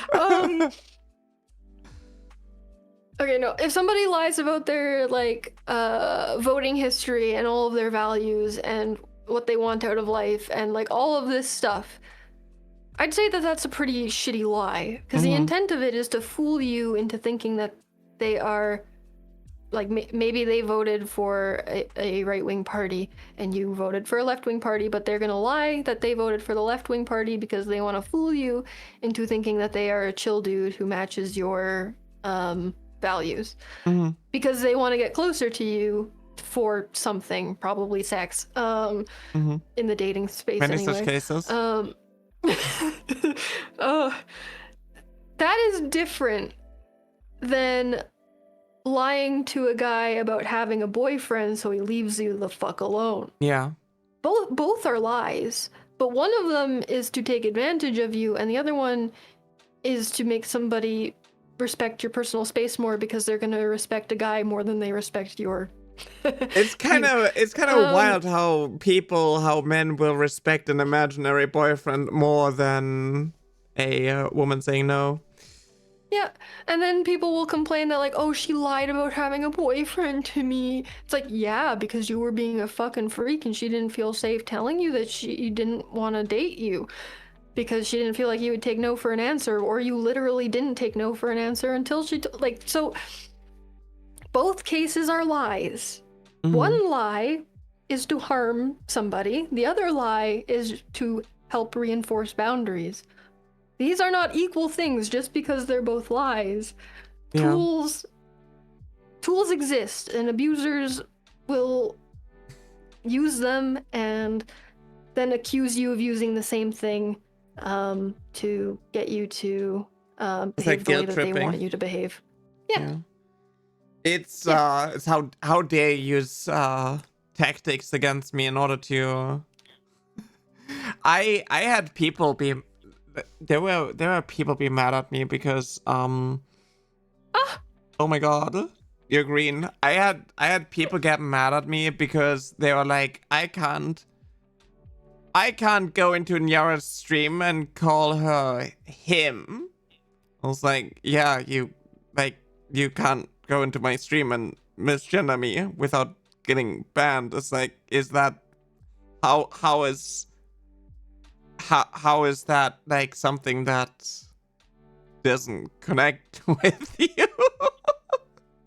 Like, hello?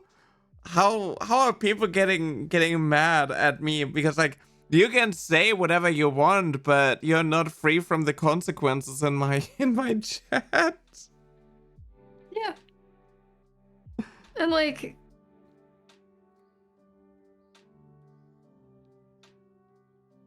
I like Soup?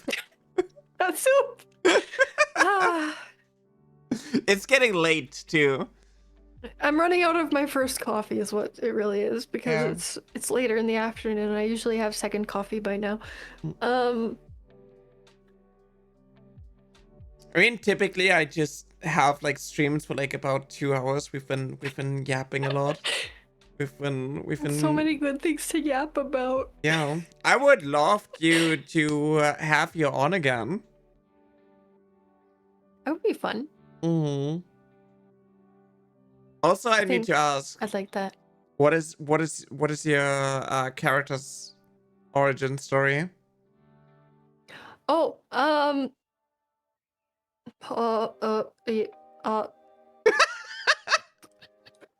technically, here, let me, yes, this is the one.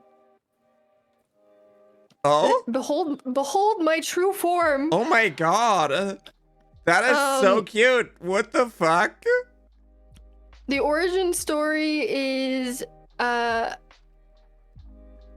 a fairy. I'm a bone fairy. So I make bones, and I make all the bodies, and that makes sense. As like an artist. Yeah. That's why my own body can change so much. Canonically, my body is like a literal like blown up balloon version of this thing. I have no bones personally. I just make other people have bones. And that's why I can do all the crazy things and shapeshift and stuff, because I'm literally just full of hot air. Now it also makes sense with the very odd parents model. Yeah. Ooh, I think one of my older models, do I even still have it? Ooh, this is so old. Oh my god, it's green. It's not green anymore. Oh. Oh, I don't even know if this one has a V-bridger on it. Here. Where's it? That's very cute. I like the hair. Oh, thank you. It's not supposed to be black, it just has the thing on it. I think this is an older version. Ah. I had such like fun shit. Well, there we go. What? What? Oh my god. What? Oh Yeah, god. okay. I've got this. Ooh.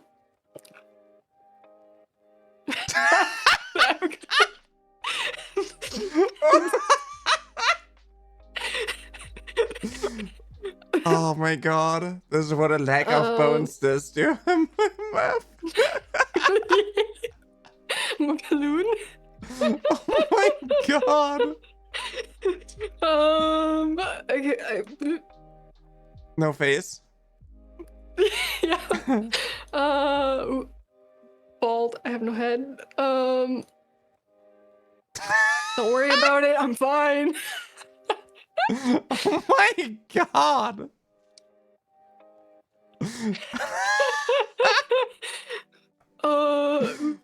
Ooh. Yeah. Oh yeah. This is peak performance. Oh my god. Oh my god.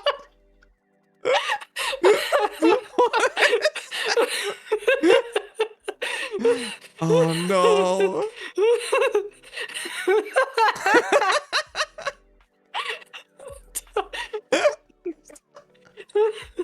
Oh my god. I think that's it. I think that's everything I added. That's wild. Yeah. It explains everything. I like to have fun with it. Yeah, makes sense. People were weird about this model though, which is why I updated it to a different design. Wait, why? I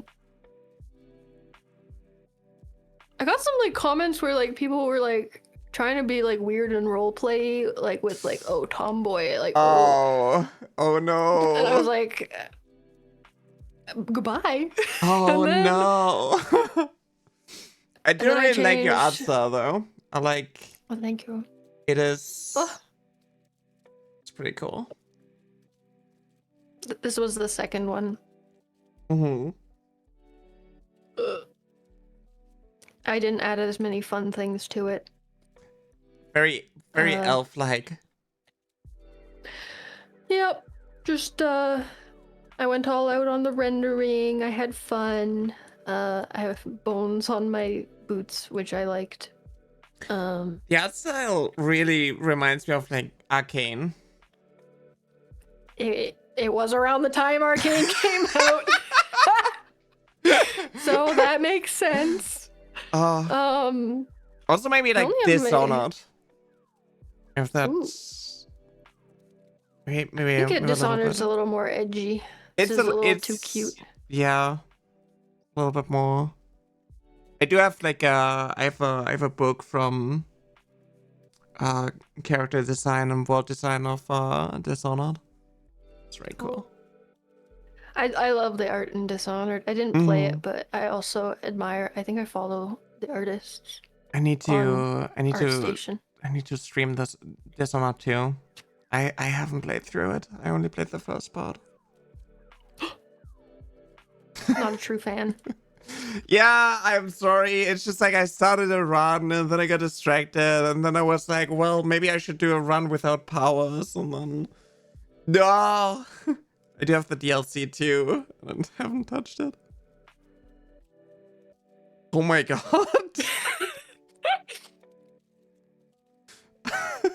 Sorry, I'm just cycling through everything I have in here of my characters. Oh. What's even? Oh. Perfecto. Oh, that's all this one has. Mm-hmm. I think I had fun with the shadows on it to like put an edge of a different color on that one.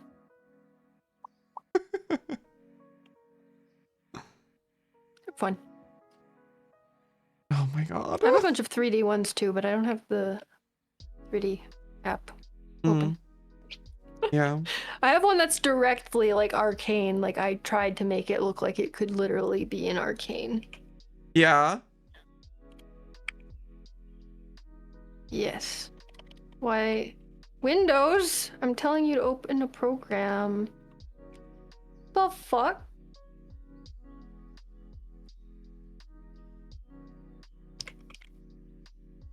Oh. I don't have the program anymore. What the No. fuck? Huh? It's Vinyan. Why would I not have Vinyan anymore? That is very odd. Okay, hold on. I'm getting it. I will show it to you if you want to see it. Sure. Sure. I will get something to drink real quick though. Give me a second. It's a good idea. You can entertain chat. Oh, I can't even see chat. Fuck. Shit. I'm opening Twitch. If I crash, it's because of my internet. Oh. Hello.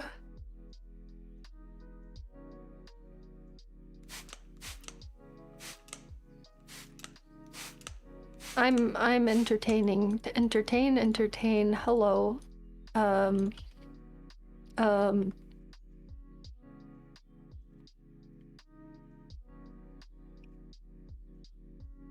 I always sound like I'm gonna cry. That's just my voice.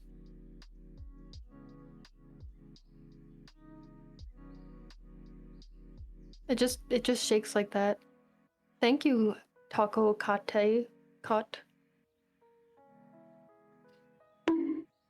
Oh. Thank you, Gato Surfer 2. Thank you, Saraya Dradavar. I'm sorry, I can't read.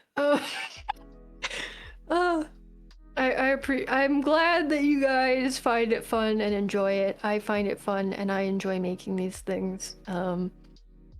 Life needs more whimsy. I like the whimsy. I have the whimsy. And I'm glad if the whimsy is shared.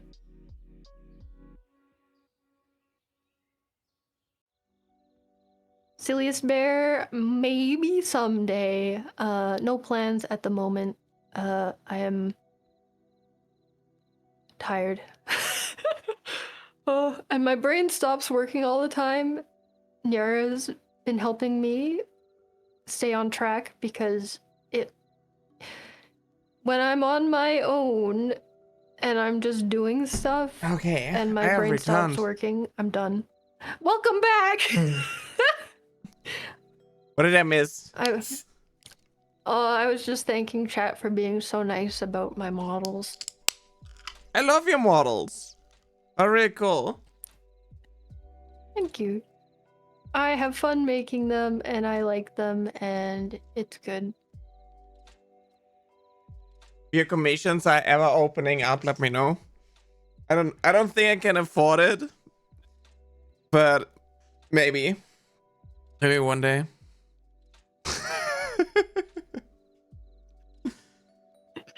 Oh.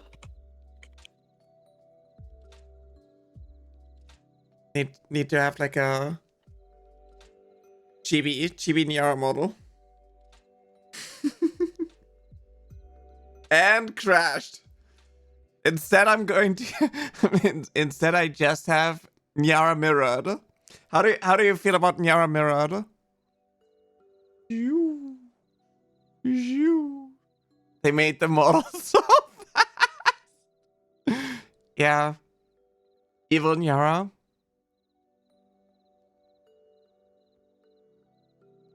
No kith. I don't know when I died. I I'm don't trying know to if you open said my... anything. I'm trying to open the models. Oh, Mm. I don't know if it's this one. I love technical difficulties. They are fun, but also not fun. No, I Okay. just said if your commissions ever open up, let me know.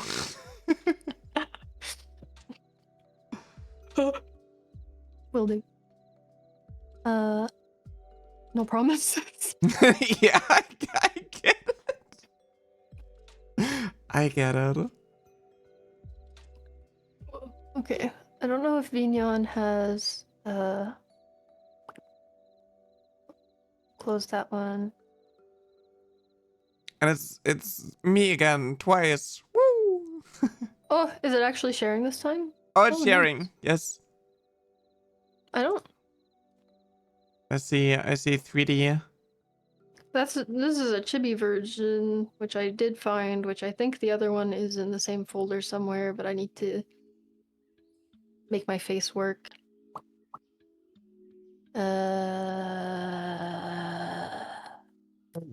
You're sharing your entire thingy though. Yeah. Just so you know. I don't know how to not do that. I don't think it shows anything spooky.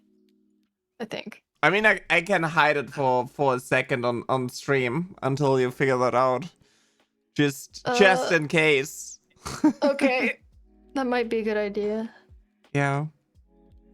Just in case. Just in case.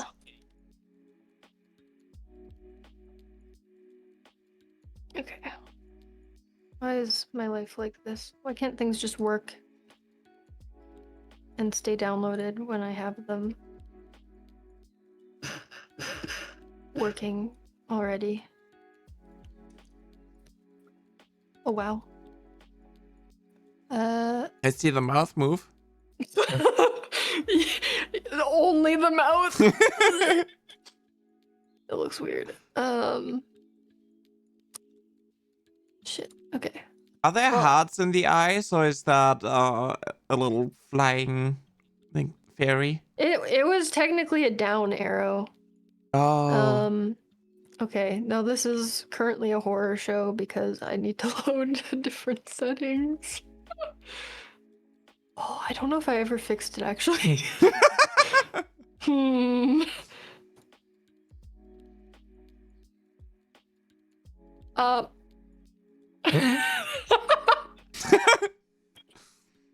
Oh my Don't god. worry Wait, about it.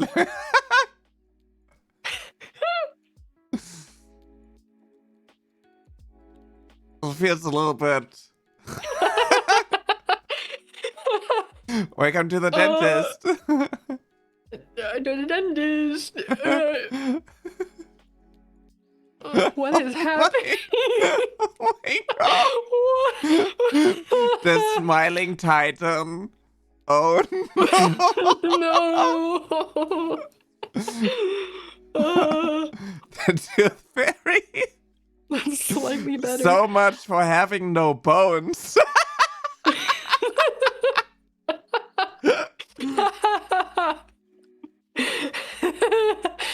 Yeah, it's been known to happen. When I'm not talking though. Yeah. That's the arcane model. It does really give strong arcane vibes. I can see it.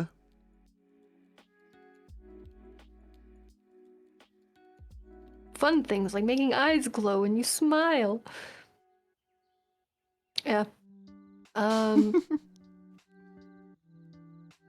think the one that I'm most happy with though, where is it? Oh. Oh! Oh my god, it's a pony. Is it a Pegasus? Would it okay, it's a unicorn. It's a fairy unicorn. That works. The face tracking isn't working properly, but we're not gonna think about that too much. I don't know why the face tracking isn't working.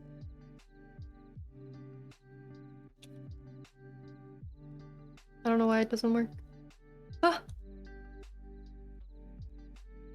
Oh well. Yep.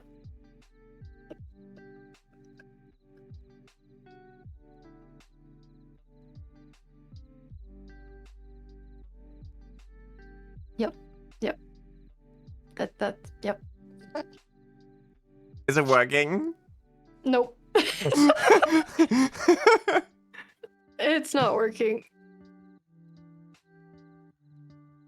I don't know why it's not working.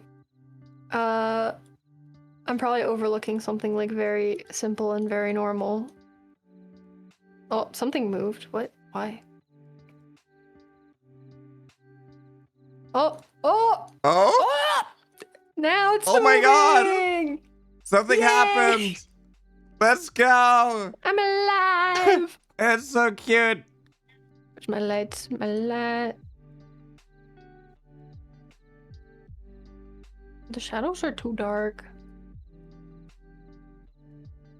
Very blue Okay. now. Very blue.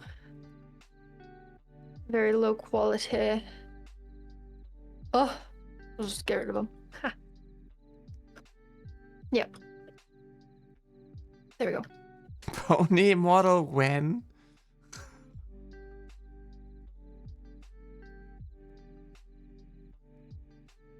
The fun thing about Vtubing is being absolutely fucking anything because you can.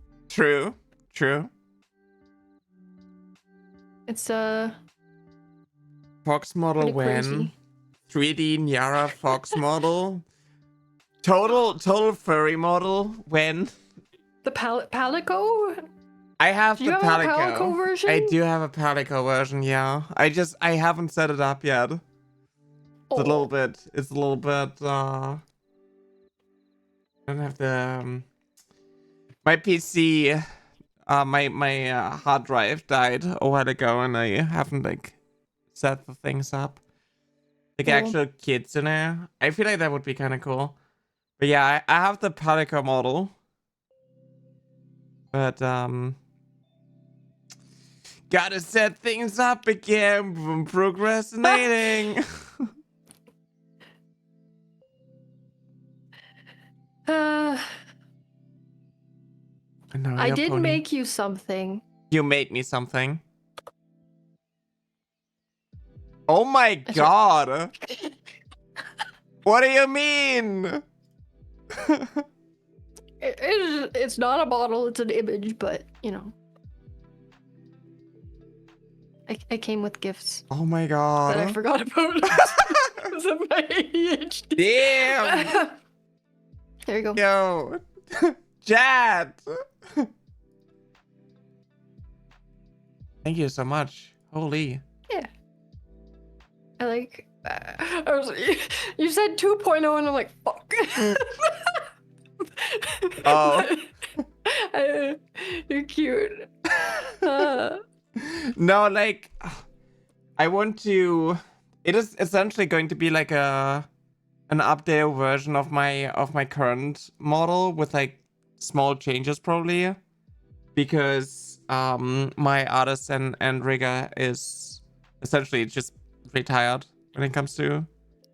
So I need to have someone new so I can have like different outfits and cool stuff. So. That is a rough part of VTubing. Yeah. Just finding people. It's a struggle. Goddamn. Hey yo. I do like my model a lot though. I'm gonna be real. That's good. I do like my model a lot. I feel sad about like switching. Looks respectfully.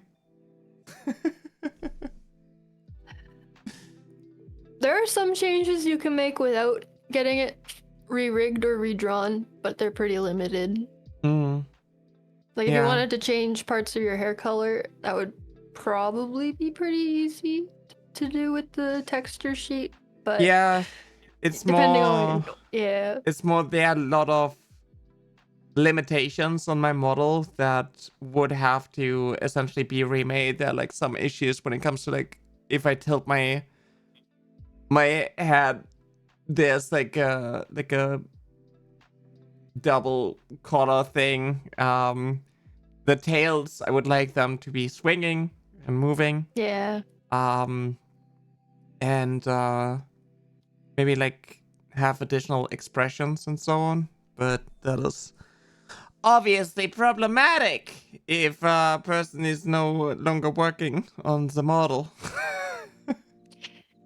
Yeah. Oh. Yeah. One day. It's probably going to be like a thing of like maybe next year, start of the year, and then it's like, okay, I've been using this model for a while. There could be like a small update, but also this model just it just feels like me. It feels very me coded. Me coded. I love that for you.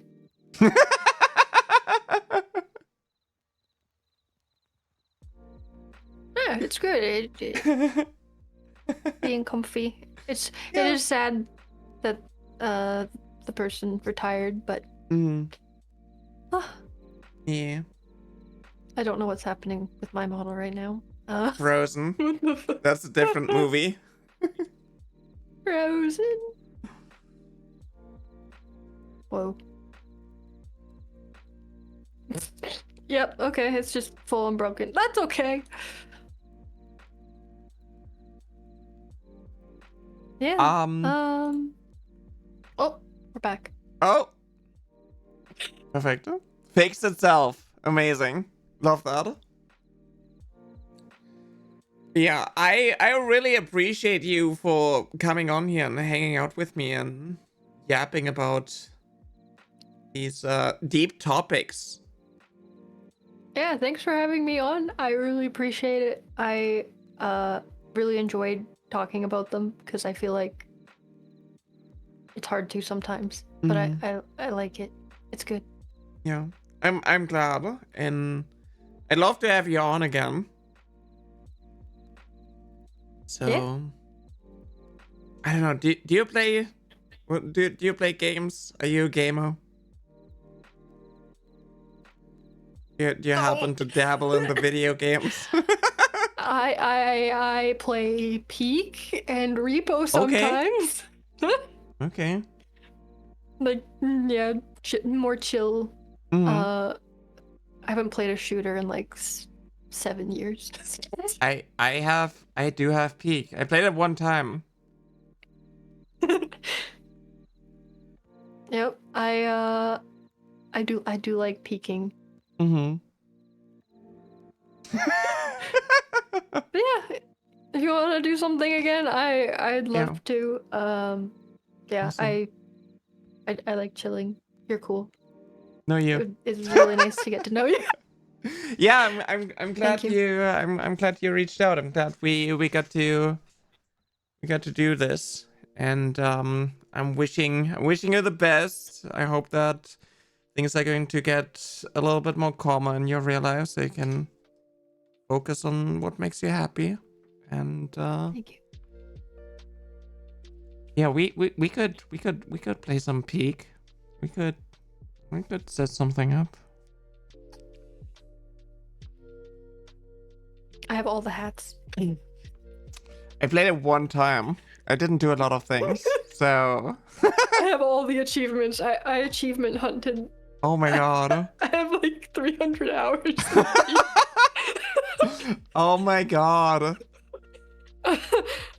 Sorry, 278 hours in Peak. Jesus. That's a lot of hours. The fun game. I like it. It's Peak. That's true. But yeah, do you wanna tell people where they can find you? Maybe I can drop your Blue Sky. I only post on Blue Sky. Okay. Every once in a while, I might do something on Twitter, but I'm only on Blue Sky, really. Nobody needs Twitter. I think it's probably the best to. Yeah, I go on there once in a while just to see how hot it's burning. Mhm. And then I leave and I go to Blue Sky and I like some art. Blue Sky's nice. I like Blue Sky. Yeah. Yeah. So that's where I am. Yeah, sometimes I post art, but most of the time I complain about life and stuff. I mean, to be fair, it is just sometimes a place to vent, and I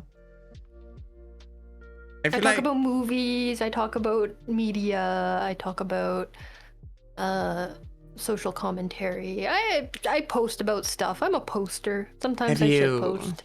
Have you watched Nimona? Yes, I have watched Nimona. How did you feel about Nimona?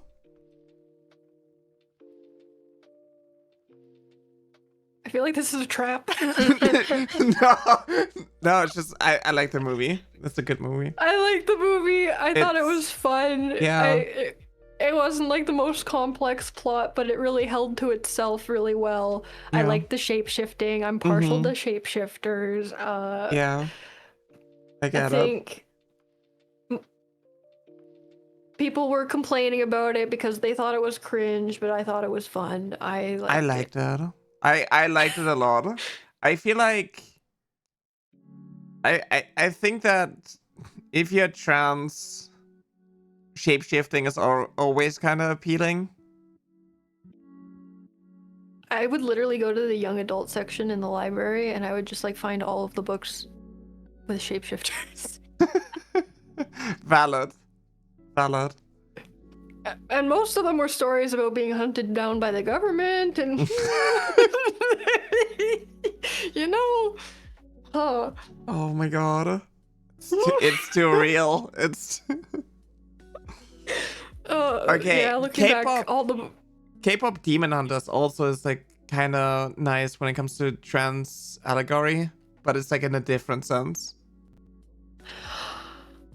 I have one main complaint with K-pop Demon Hunters, and it's that at the end they toned down her tattoos, or not her tattoos, her markings. It's like, I'm so proud I have markings. I'm part demon, and I'm accepting that. And now my markings are so pale that you can barely see them, so I could basically just put some powder foundation on and nobody would know. It would have been so much more impactful if she kept the eye, if she, like her hand was still kind of fucked up, and if the patterns were more visible. Yeah. It's like, oh, by accepting the thing, you are less visibly the thing. Why? I feel like it kind of. Yeah. I guess that kind of crashed the thing right now. Crash the software again. Oh, I think it's just Discord because I'm using a completely different app now. I think Discord is having issues. Yeah, it's kind of weird, the sense of like, shouldn't embracing this part make that part more visible and stronger, not hide it away? Yeah, and like when you're accepting that that's part of you, like, I don't know, like it shouldn't. Why would it become less visible and like more socially acceptable when you accept that you are that different? Like, so that bothered me, but the rest of the story I enjoyed. Yeah, there were a lot and the animation was good and it was pretty. There were a lot of parts where it's like, I kind of feel myself seen in ways that are not necessarily obvious to a lot of people, and I'm kind of hit in the feels. There were parts that kind of made me cry. Yeah. Yeah. It did skate along the like, oh, all demons are bad inherently, but also she's half demon somehow because one of her parents, the creators confirmed it was a love story, not like a weird one, because like people were going the weird route because all the demons are evil. But so they're not inherently bad, and the story did make some of them okay, but I don't know. They probably could have put more nuance on that, just like a little bit. But it was good. It was good. Yeah. Yeah. I feel like a lot of it is just maybe it didn't fit for like the length of it when it comes to character development. Yeah. Because like, you know, the guy, oh my god, what's his face? Like he was essentially changing and, you know, being better and hating himself less, and that was like, well, you actually gotta do this because, you know, it's a contract and it's just like how it works. And I was like, okay, I guess that's what I have to do. So Yeah. but it's like, it was for the plot. Emotional core was good. The emotional core was good. Nitpicks aside, the emotional core was good. Uh-huh. And there's a silly demon cat. I did like the silly demon cat. It's yeah. I also like the bird in the hat. It was cute. Alrighty. I don't wanna take more of your time. I also have to kind of end things, but I really Yeah, I have ADHD. I'll never say goodbye. I get it. I get it. Maybe I just I have to be firm now before I think about the next thing that we can talk about. But yeah, I would love to set something up again, and I'm glad you enjoyed your time here. Yeah, people were nice. We'll be in touch. Yeah. Slide into my DMs anytime. I will do. But I also have social anxiety, so you know, it might take a while. Oh yeah, it's so much less pressure deciding it live in front of hundreds of people. While trying to end stream to get back to whatever you gotta do today.